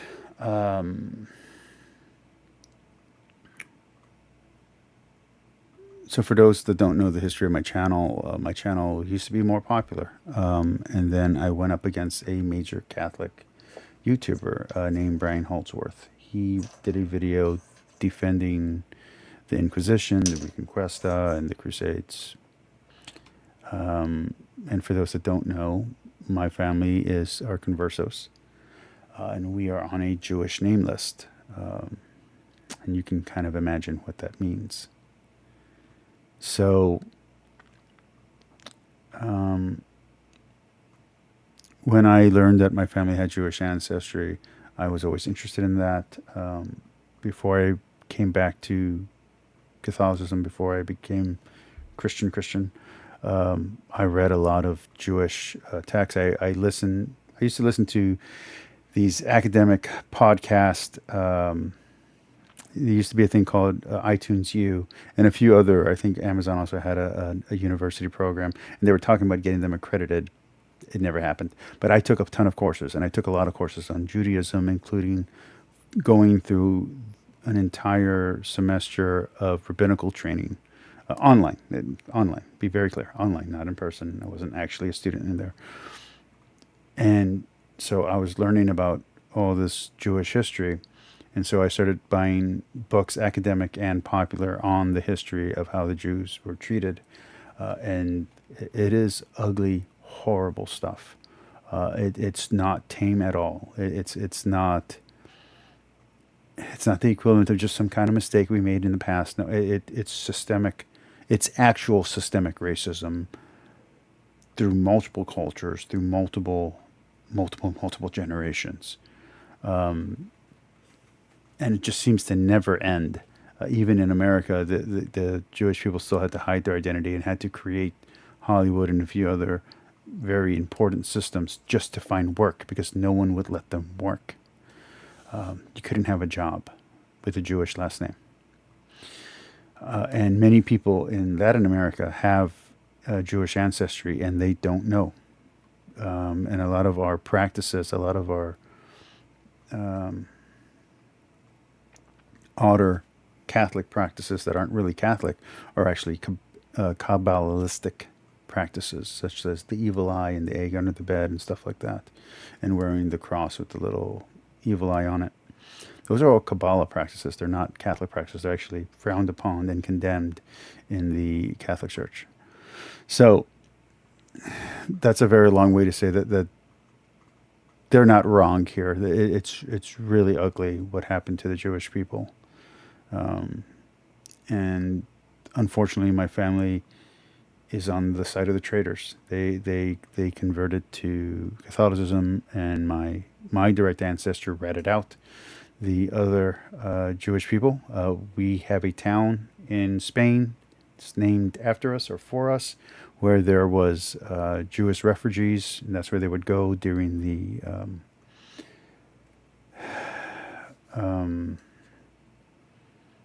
I forget the period. It's when El Cid is supposed to be taking place. And basically, when the Moors were persecuting the Jewish people, and then later when I guess it's the Visigoths, are persecuting the Visigoths, whoever is home to Spain, when they start persecuting the Jewish people, that town was a place for Jewish people to hide, to take refuge, a safe city. And my direct ancestor, betrayed him because he didn't want to die. And he took a boat, came to San Luis Potosí, may or may not have been on one of the famous cruises. De la Vaca, I believe, is one of the ones. Or no, De la Casa, one of them. May or may not have been on that one. But anyway, either way, he ended up in San Luis Potosí, and from there, during the French Revolution in Mexico, my family ended up in Laredo. So this is not a joke. This is not them being funny. Jonathan Carroll wrote a book called Constantine's Sword about this, and he stopped being a Catholic priest. He said he was so appalled by the treatment. And so after doing all this research, I had already read the Bible 4 times or 5 times at this point, all the way through, front to back, multiple translations. And it was in this 5th time or 6th time of reading the Bible that Paul's anti-Semitism got to me after reading all this history. And I needed answers. So his misogyny and his anti-Semitism I was like, this doesn't sound like Jesus at all. I don't understand what's going on here. And I needed to get answers. So I talked to Big Honkin' Steve, who's a Baptist preacher, or was a Baptist preacher at the time. He also hosts a really cool podcast on Superman, Smallville. And I was trying to get to, there's a local synagogue here. And I was trying to just get answers, and eventually I found my way back to the Catholic Church because of that search. But yeah, it's hard stuff. Of Jews when he realized what actually happened. So then when you look at the 19th and 20th century, the Holocaust, if you look in Germany, Hitler was actually, his propaganda minister was a Christian, believe it or not, Joseph Goebbels. And he said, Hitler is bringing in the 1,000-year reign of Christ. That's why it's the Dritte Reich, the third kingdom, is the third millennium. And he's coming as the forerunner of Christ, and he's getting rid of all the Jews who are enemies of Jesus. Ooh. And Jesus wasn't a Jew, if you read Nazi propaganda. So anyway, you can't blame the whole Holocaust on Christians, but there was fuel for that fire. It did have religious motivation for even in the New Testament, and I was so shocked to see it because I'd never noticed. And my professor at Harvard said, "There's nothing anti-Semitic in the New Testament." And I said, "Like, have you read it lately?" I mean, I didn't actually notice it though, because it's kind of woven into the story of the crucifixion in a way that I hadn't noticed. But if you read anti-Semitic propaganda to this day, Jews are called Christ killers. I gave the book to a friend of mine. He said, "I sat up all night reading it. I didn't know why they called me a Christ killer in Boston. I'd never killed anybody." Oh, wow. And really, I talked about this recently at Stanford University, and 4 Jewish scholars in our group of it was a research place. They said, "Hey, we don't know anything about the Bible. We just know one thing, that the Jews killed Jesus." So the fun thing with the serpent is, how does a serpent talk?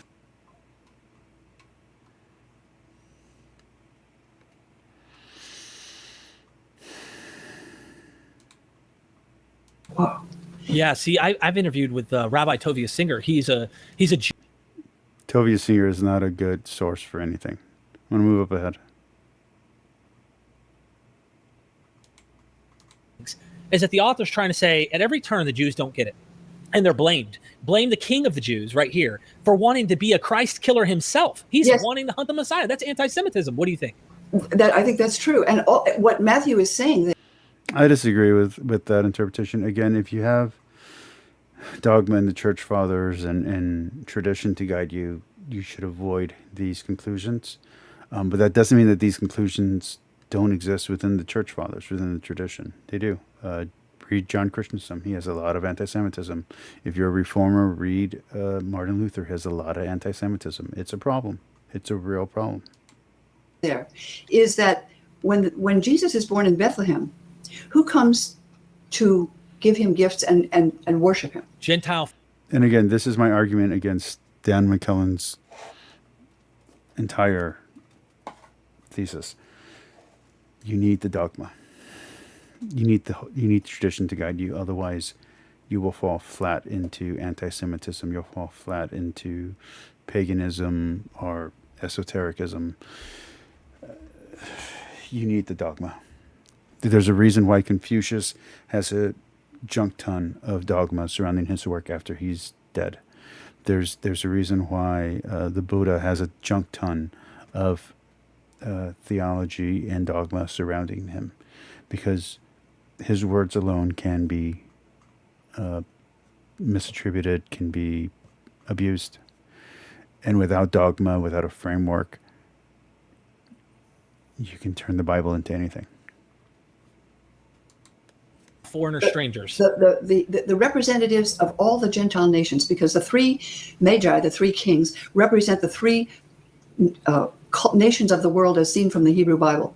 And the Jewish enemies of Jesus are, like you say, are trying to kill him. And then Jesus goes up on a mountain and gives you the Sermon on the Mount, like Moses. I mean, he's pictured like Moses, but it's a book that appeals deeply to people who love the Hebrew Bible. But as you say, the 4 Gospels are written after the death of Jesus. Mark. The Gospels are written for Jewish communities, and they're interpreted by Jewish people. It is in-house. It is Jewish people arguing against other Jewish people. The church and synagogue split is because the church and synagogue used to be the same thing. You need the framework. You just do. Otherwise, it leads to hate very quickly. About maybe 40 years after, Matthew and Luke 50 or 60 years after, and John maybe 60 or years after. And that's part of the problem with the late dating, is that it hurts the framework understanding of the church fathers. Further you get from the history, the more... Which is the safety and stopgaps to keep this kind of stuff from happening. That's why you have councils. That's why you have ecumenical councils. That's why you have every bishop meet to argue it out and to come up with a conclusion. It's why you outline certain views as heresy. They're safeguards. These are safeguards. That's why they're there. That's why the dogma's there. That's why the doctrine's there. As safeguards against hate and destruction and perversion of the faith. Or hostile these get to the Jews. If you look at John 8:44, right? Jesus is speaking to Jews who did not believe in him. And he says, you come from your father, the devil. They say, our father is Abraham. No, you come from your father, the devil. And in the story of Jesus' crucifixion in John, Jesus says to Pilate, Pilate says, your own people turned you over to me. And I've got nothing against you. I mean, Pilate is Mr. Good Guy, and he wants to talk to Jesus about philosophy. But the Jews are trying to kill him. The Jews hate him. In Matthew says the whole people shouted out, crucify him. This is totally anti-historical, I believe, for reasons I show in the book. If I may, and this is a great point you bring up, it goes right into the you are of your father, the devil, or Satan. When we go back into the 6, that these are giants. Why? It's clear that the Mesopotamian, and Matthew, he talks about the blood's going to come down. Well, who killed Abel? Cain. Who's Cain? Christian paintings, you will see the snake is pictured as the serpent. I mean, is pictured as Satan. So Christians imagine that Jews. I don't like that interpretation, just because for me, from every reading that I have and from every study Bible I've ever read, the snake is usually either representing a Canaanite god or Baal or some other snake god. So I don't like the imposition of the enemy, the ancient enemy, as necessarily Satan. Yes, that's the way that Jesus talks about it, but from a Jewish perspective, it's just the enemy, and the enemy is there to destroy you. So, and this is a later, is it eschatology? Whatever, the one that means metaphysical. Sorry, the Jewish thing, talking about that as it relates to the downfall of my channel, for me defending Jewish people somehow, that ended up hurting my channel. That sucks. Anyway, that whole thing, the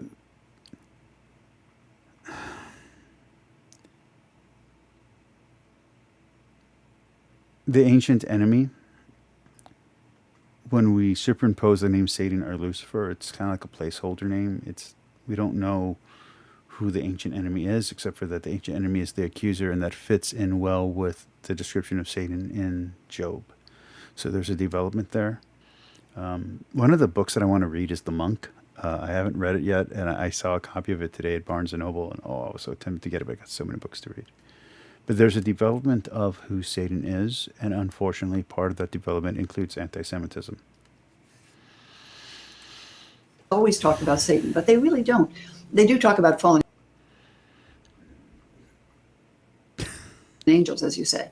But it's quite an amazing story to think about the Bible not as something that dropped from heaven, written in divine script, but some stories that people told because they were trying to understand things. They were trying to sort out what was going on right here on earth. And the stories about Satan are part of that. Thank you, BS. But the problem with the stories of Satan today is that they teach us that conflict in the world, your conflict with anybody, is basically a conflict between good and evil, right?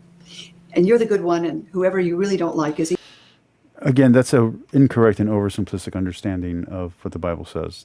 Yes, the Bible says we are created good, but because of our, Protestants use the term sin nature. Some Catholics will use original sin. I prefer to just say free will. We make mistakes and we do terrible, horrible things. That's why Jesus has to come back and save us. So, no, it's not simply you're the good guy, they're the bad guy. That's very oversimplistic thinking. It's a very oversimplistic understanding of Christianity. We are the bad guys, and that's why we need Jesus, because he's the only good guy. Evil. You can't negotiate with evil, right? Right. You have to annihilate evil. And that's why you can't negotiate political disputes. This idea of good and evil is very powerful in war. It's been used in war by Christians for 2,000 years, up from the 7th century against the Muslims, through the Iraq War. It's been used by Jews. It's been used by Muslims. You kill all the people because your enemies are evil. They're not just enemies. It's not just a territorial dispute or something. So that is very unfortunate in a world in which war can destroy the entire planet. And I think we ought to unlearn it. So I disagree in with that her. vein of what I got from that is what we see in the New Testament, we're talking about the righteous blood of Abel down to Zechariah, is really a post-war scenario depicting why the temple's destruction, why judgment happened to you. But I guess what I was poking at is when the New Testament author, I think it's... Okay, hold on. New video's coming up. Just give it a second. It's not Myth Vision. I thought this was a Myth Vision video. It's a different group. I don't know this group. As a spiritual battle of the feminists themselves, as far back as I could find it, you know. And I didn't know anything. I thought I kind of knew. I didn't know. I had no idea. And as I'm researching and I'm profiling all the different feminist activists over the last several centuries, I found this thread over treatment of the history of feminism. So I took 2.5 years and dug in super, super hard. Like I went to all the primary sources. I read all the writings of the feminists themselves as far back as I could find it, you know. And I didn't know anything. I thought I kind of knew. I didn't know. I had no idea. And as I'm researching and I'm profiling all the different feminist activists over the last several centuries. I'm wondering if she's Orthodox, because that's an Orthodox icon. But a lot of Catholics, like myself, also have Orthodox icons in our house. So I don't know. I found this thread over and over and over that most of them were very much diametrically opposed to Christianity. Mm-hmm. They were into the occult in various forms. A lot of them were spirit mediums, tarot card readers, automatic writers. They were theosophists. They were members of the Golden Dawn, like all the different esoteric, you know, groups that are out there. And as I kept finding this, I thought, okay, I can't ignore this aspect because I keep finding there's something here. There's something to this. I thought it would be more about... Do you recognize her, BS? You seem to be reacting in chat. That's why I'm asking. Like the funding and the politics. But I found this common spiritual thread among all of these women who were so passionate about feminism that it was like... BS, let me get a vote from you, at least if you're there as well. So my next video after this can either be the beginning of us talking about Cana with Jimmy Aiken and Gavin Ortland, or we can save that for tomorrow and instead we can watch a Catholic Basics video to close out the night. It's up to y'all. Let me know. That Christianity is the patriarchy, and that's really what they were fighting. And I was shocked to find a PhD thesis. Who's Andrew Wilson? This by a professor out of Sweden who himself is a Luciferian. So obviously he and I have different worldviews, but he found the same thing that I found. And he wrote his PhD thesis, which is a book you can buy on Amazon called Satanic Feminism. And it talks about how... I have that book. That's on my reading list. With a few other feminist books. I bought a whole bunch of... I don't know where they are right now. I think they're on the shelf underneath. Bought a whole bunch of feminist books that I want to get through. First wave feminism, we're talking late 1700s through the 19th century. These women openly saw Lucifer as their liberator. They wrote about it. They talked about it. And I'm like, why have I never heard that, right? So that's kind of the paradigm shatter for me, was to realize that this is a spiritual battle more than it is a political one. The politics is downstream, but that this is a spiritual thing. And even for these women that far back, they saw this as a spiritual battle more than they even saw it as a political or a financial or a social battle. So that completely changed the way that I looked at feminism and family dynamics and gender dynamics. So that's why I wrote it, and that's what really kind of blew my mind about it. Why did you call it occult feminism? There's two reasons. That title kind of has a dual meaning. One is because the word occult... I haven't heard of this book, but now I got to go find it. Is it any good? Has anybody read it in the chat? Just means secret or hidden. Mm-hmm. So there's actually an entire hidden history of feminism. I honestly thought this was a myth. Why I added it to this list for tonight is I thought this was a Myth Vision video. So this is just... I want to see her in Myth Vision next week. I want her to be the female guest with Dan, Kip, and the other dude. The history that you and I have been taught like we just went over in the beginning of, oh, the women were oppressed and so they had to get freedom and blah, blah, blah. That's the mainstream version we've all heard, that all the feminists were angels, heroes, brave, strong. We owe them everything, right? They were these heroes. But the secret history, the real history, has actually been gatekept by women's studies departments, by gender studies departments, which were started in 1970 by the Ford Foundation and the Rockefeller Foundation to kind of astroturf the movement. Did she just go conspiracy theory?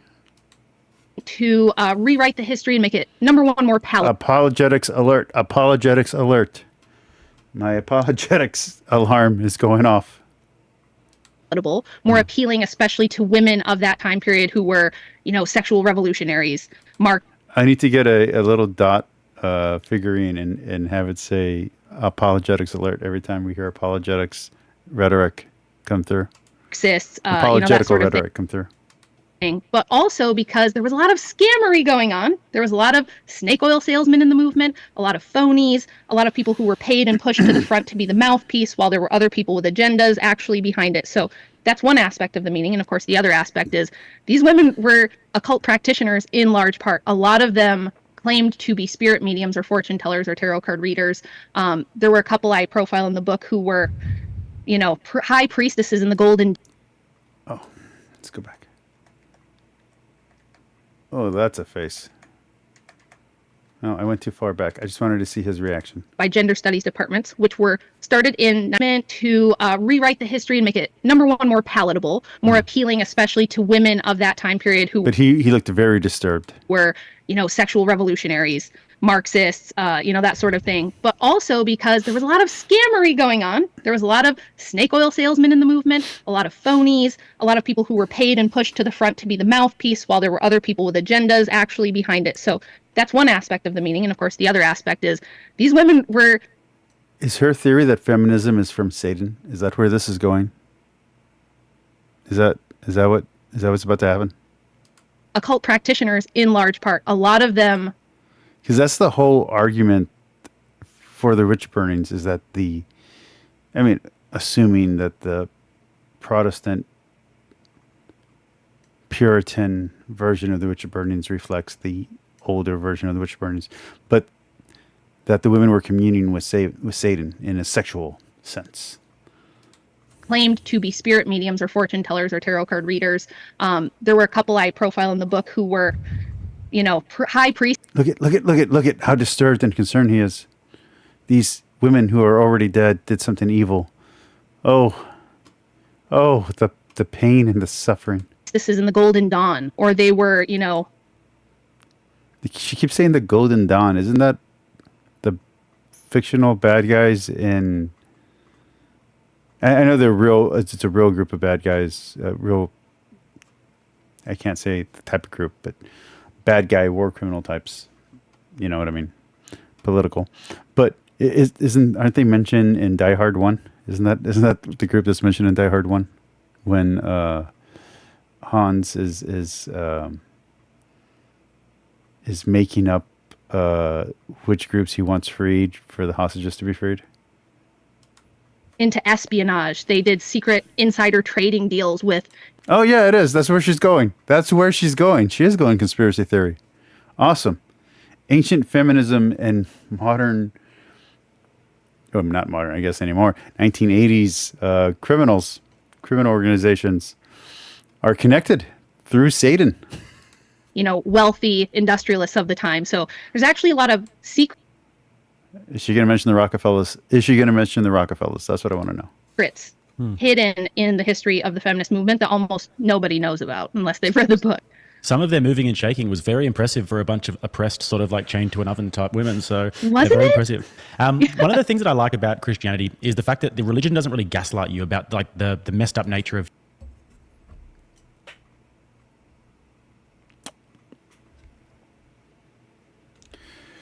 To my atheists and anti-theists in my audience, would you say that Christianity never gaslights you?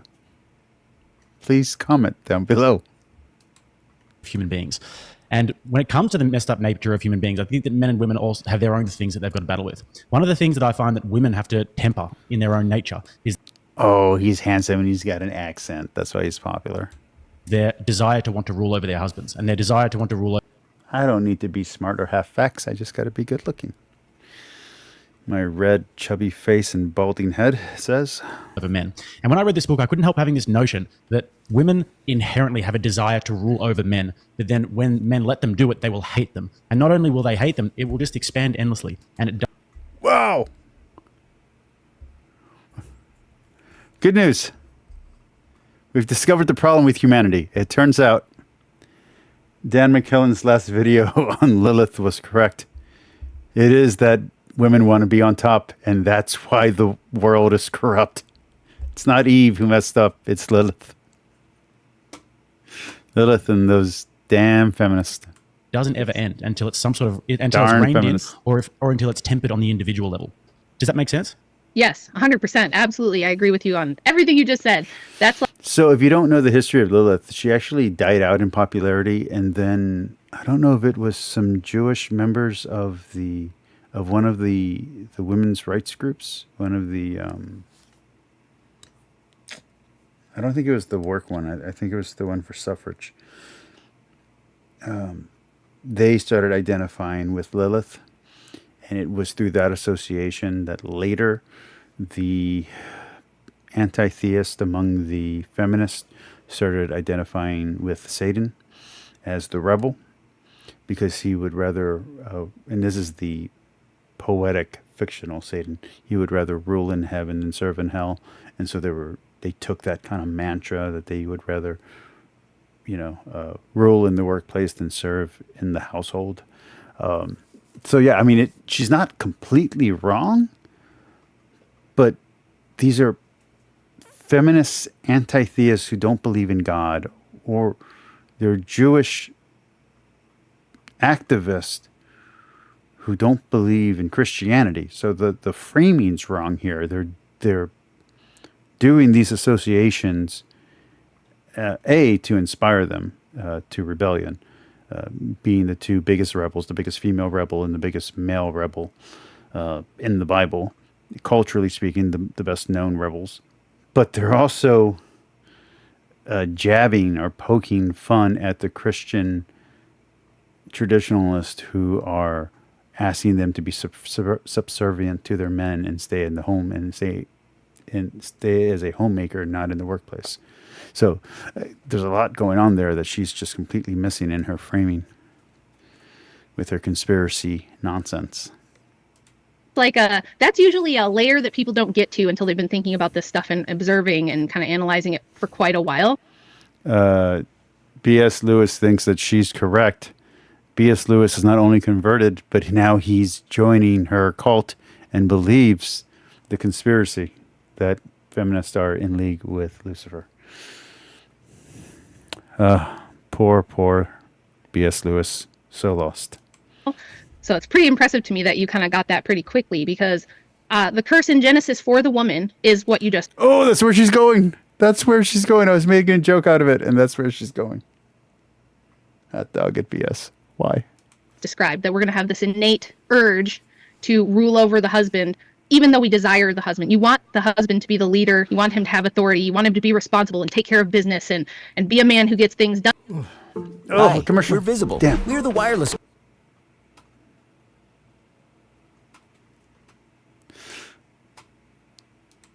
P.S. I'm not gaslighting you. It's just very obvious you're already a Christian. Should do it, and where you think he's going wrong, and criticize and things like this. Now that's like an individual level, but on a broader, more societal level, we see the same spirit, the same attitude coming up again and again.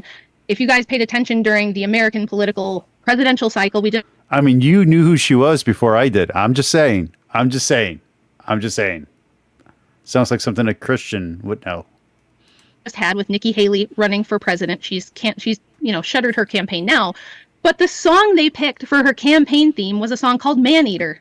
And then she had the debate where she made a snide remark to the men about... Is she making connections through pop songs? Wearing heels and walking all over them and this sort of thing. So it's like, even a woman who is extremely powerful like her, I mean, she's been in some of the highest... I like Entombed and Why can't I think of my 5 favorite bands? Crisis, Arch Enemy. I really can't think of some of my favorite bands right now. Anyway, these are all heavy metal bands. That doesn't make me a Satanist.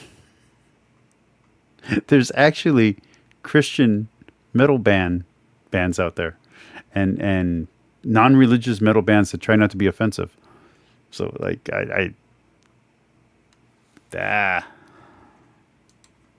levels of government. She's a very powerful person. She still feels like she has to prove. You know what? Maybe I'll do that next week because I like to do one Christian topic and then one general topic. Maybe next week, instead of doing Islam, I'll do the Wilsons and do Islam after that. Prove that she can do it better than the men. Then she's going to run circles around them. She's going to get in there and not only compete but dominate them. You know, and it's like, so you see it from on every level with women. But speaking of which, where's Muslim Man of God? He's usually in here, and Jordan's also missing. My boys, where you at? They're never happy when they're doing that, right? The most miserable wife is one whose husband lets her do whatever she wants. Like, no woman wants a man who she can walk all over, yet at the same time, we're constantly shit testing and pushing boundaries. So I do think that is our struggle, just like you said. I think that's... Christian girl said a bad word. One whose husband lets her do whatever she wants. Like, no woman wants a man who she can walk all over, yet at the same time, we're constantly shit testing and pushing boundaries. So I do think that is our struggle, just like you said. I think that's the primary thing that once this clicks with women, I've gotten lots of DMs and emails from women where they're like, once that clicked with me, everything changed. My relationship is better.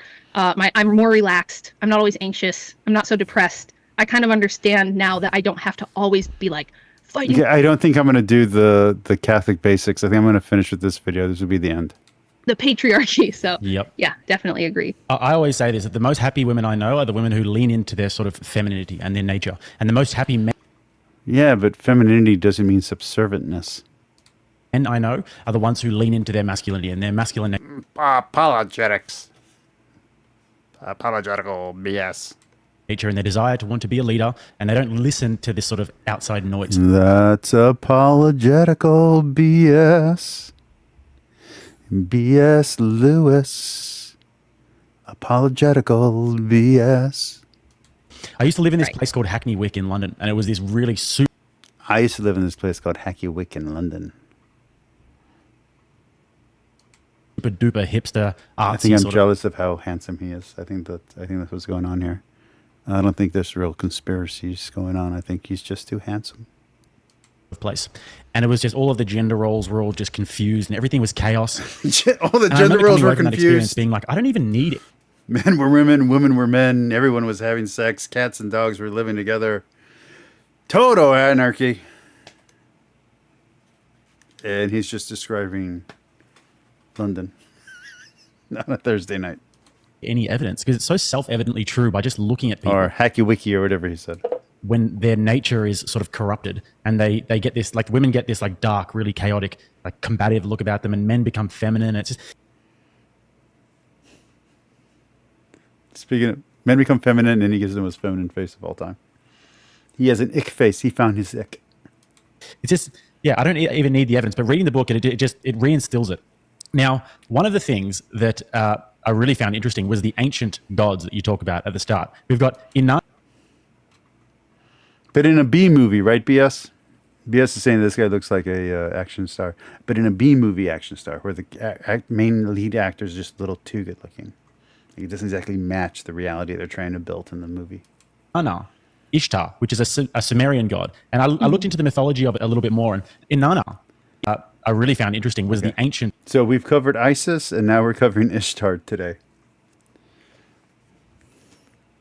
Okay. Gods that you talk about at the start. We've got Inanna, Ishtar, which is a Sumerian god. And I looked into the mythology of it a little bit more. And Inanna was actually rejected by Gilgamesh in Sumerian mythology. And then Inanna killed one of Gilgamesh's friends and then sent the heavenly... Yes, BS. I think we need to do this. We need to reach out to this dude, find his email, and ask him... I'm legitimately, I've entered films now in film competition. I've written some films. So I've written some films. I've written one. Let's do this. Let's call him. Let's call PureFlix. Let's have him star in an action movie where me and you will be the co-writers, BS. bull to come and attack Gilgamesh. I was like, I feel like I'm watching an episode of whatever podcast, like just hearing the stories. B.S. Lewis films, where we lead with shit. True, and you actually, the reason I started the book with that was to kind of demonstrate. B.S. Lewis films, where we put the bull in shit. I don't know. I think it could work.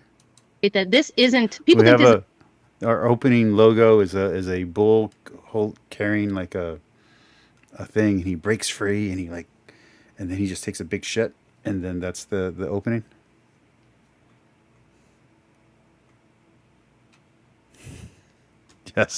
Yes, you can be the stereotypical atheist professor who gets proven wrong at the end of the action film. You're holding Christians hostage with books of Dawkins. You're forcing them to read Dawkins, and he has to break into your lair and kill all your henchmen and save the students from having to read Dawkins, and he saves them by throwing Bibles. I think this can work, dude. I think we have a film. This is a new thing, that this is a recent thing. This goes back to the very beginning of the oldest tales we have. That scene where there's tension between the lead actor and the lead antagonist is you just trying to convince him that you're a secret Christian, trying to show the faults and falls of Dawkins, and he just doesn't believe you. And he's like, "No, I know you're really trying to brainwash these people into believing evolution is true." I'm telling you, dude, we have a film. We have a B film. We have a B film. In humankind, in every culture, in every religion, and it repeats over and over. I also go into like the goddess Kali, whose consort Shiva, her male counter. Okay, I changed my mind. We don't need to get the myth vision dude with Dat Darling, even though that still would be interesting. We got to get this girl and Dat Darling on the same show, arguing against each other, both arguing conspiratorial, religious, like pagan, just squish paganism into where it means nothing anymore, where it's just like random fantasy stuff from the 80s and 70s, and that's what they're arguing about. Just let them go for like an hour. Dude, we got so many good ideas at the end of the show. Counterpart had to throw himself under her feet and let her step on him to keep her from destroying the world out of pure wrath, right? And like Lilith, the legend of the demon Lilith. I'm telling you, she's hitting all the good hits. This could be her solo portion in the concert. Then how she refused to be beneath Adam and became like a killer of infants and I was literally haunting. thinking. But that's not in the Bible, and that's not real history, and that didn't happen. So relax. Lilith is not a real character. She's not real. You're okay. The Lethu demons aren't coming for your babies. It's just infant death. It's sudden infant death syndrome. That's all that it is. And people didn't know about that, so they had to blame it on something, and they blamed it on a natural occurrence, and they gave the natural occurrence a name, and that name was Lilith. That's it. She's not actually Adam's first wife. That's never mentioned in the Bible. Chill. It's not a real thing. When I was reading that, I was like, they had this argument, Lilith and Adam, and Lilith is like, I will not be beneath you, and Adam. Bible literalist arguing for a character that's not actually in the Bible in that capacity. And a story that comes from the Talmud, which I'm pretty sure they would say is evil. I was like, come on, like, just nothing changes. It's just the same thing that's happening today. It's true. It's a tale as old as time, and that's why I think that what that tells you, and people who think that this kind of stuff is conspiracy, I always tell them that's the wrong way to think about it. It's more like, because people say, well, how can it be the same thing every time all the way throughout history? It's because. And secular history is also a pagan idea, not a Christian idea, because the Christian idea is that time is linear and God controls time. Secular nature is the idea from paganism. Go watch your Jonathan Paguo. You have an icon and you don't even know you're Jonathan Paguo. The same spirit is behind it. Now, whether you're Christian like me, who believes literally there are actual spirits, curses, things of that nature behind it, or you're a person who doesn't want to buy into that, I understand, that's fine. You could say it's the same attitude, it's the same spirit in the more, secular sense of like the spirit of the age, right? It's It's a tale as old as time. It seems to be a central thing that human beings can't get away from, no matter what time or culture you live in. There might be some differences in how it manifests, but yeah, it's like you could look at these ancient tales and say they do look just like a whatever podcast, right? And okay, the whatever podcast killed me. I can't. I'm gonna go one more minute on this, and then we're done. We're done. And all of us experience this struggle. I'll do the outro music today, though, guys. I'll do it. In relationships, everybody does. That's why. Did you just burp? These dating podcasts are so popular. I know some people hate them. They think they're terrible, but I think they're very valuable in a way that they kind of descriptively illustrate for us this struggle. If you enjoyed that reality. Okay, we're good. We're done. We're done. Hold on. Let's go. Let's switch back to my beautiful face. How dare he look that good? Look, this is what a real man looks like. I got molds. I got blotches. This is a real man, okay? Not this actorish looking person. Man, right here.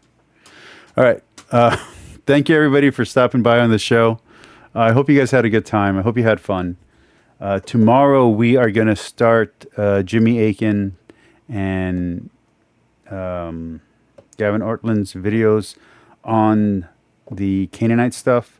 We're going to start off with Jimmy first. Then we're going to go 2 videos of Gavin's. The second video of Gavin's is a little hard. So if you're not comfortable, I understand. I get it. But I'd love for you guys to stick with me while we go through these videos next. And probably on Thursday, maybe if I do an open room, we're going to do Eva Lupine. We're going to be talking about her new video on religious role play in the kink scene. We'll do that on Thursday. Hopefully, I sent out an invite to her. I don't know if she's going to respond. Hopefully she'll join us and we can do an open room and have Eva Lupine guest on my channel. I'm hoping. I don't think she's going to say yes. I'm going to be honest. My channel's way too small. But here's hoping Eva Lupine will come by on Thursday and hopefully those emails will get to going. All right. Anyway, I love you all. Remember, forgive everyone for everything. God loves you.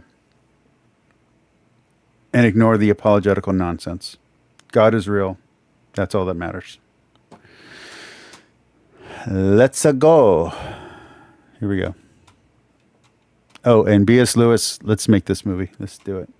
Lisa, I forgot to say goodnight to you. Have a good night, Lisa. Good, let's go.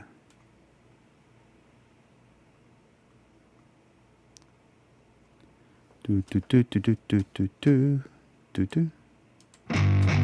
Yeah. I spit raps like a heart attack, fast fatal heart impact, past painful scars. In fact, I blast tasteful bars and packs. I back up my actions, fact don't ask, grab reactions, jacked attack with every word, then act with class as they hear me snap. I got nothing to lose, cause I fought and felt the bruise. Now I'm not the one confused, call the shots and they produce. I ain't lost, I'm finally loose, pick a new silver excuse. I need the views to boost me to a new abuse of being used. Everybody wants a piece now, y'all can rest in peace now. You're dead to me, so peace out. Remember you're discreet out, get ready for defeat now. I'm gonna make you bleed out. Listen on repeat now and weed out all the weak now. Get up and make a change. Don't remember yesterday. If you got something to say, speak your mind before your grave. Cause your life is yours to save. Ain't nobody gonna change. Everybody stays the same. So be different, make a name, huh? I keep on moving forward. Always getting closer. I march until it's over. And just like a soldier, I keep on moving forward, always getting closer. I march until it's over. And just like a soldier,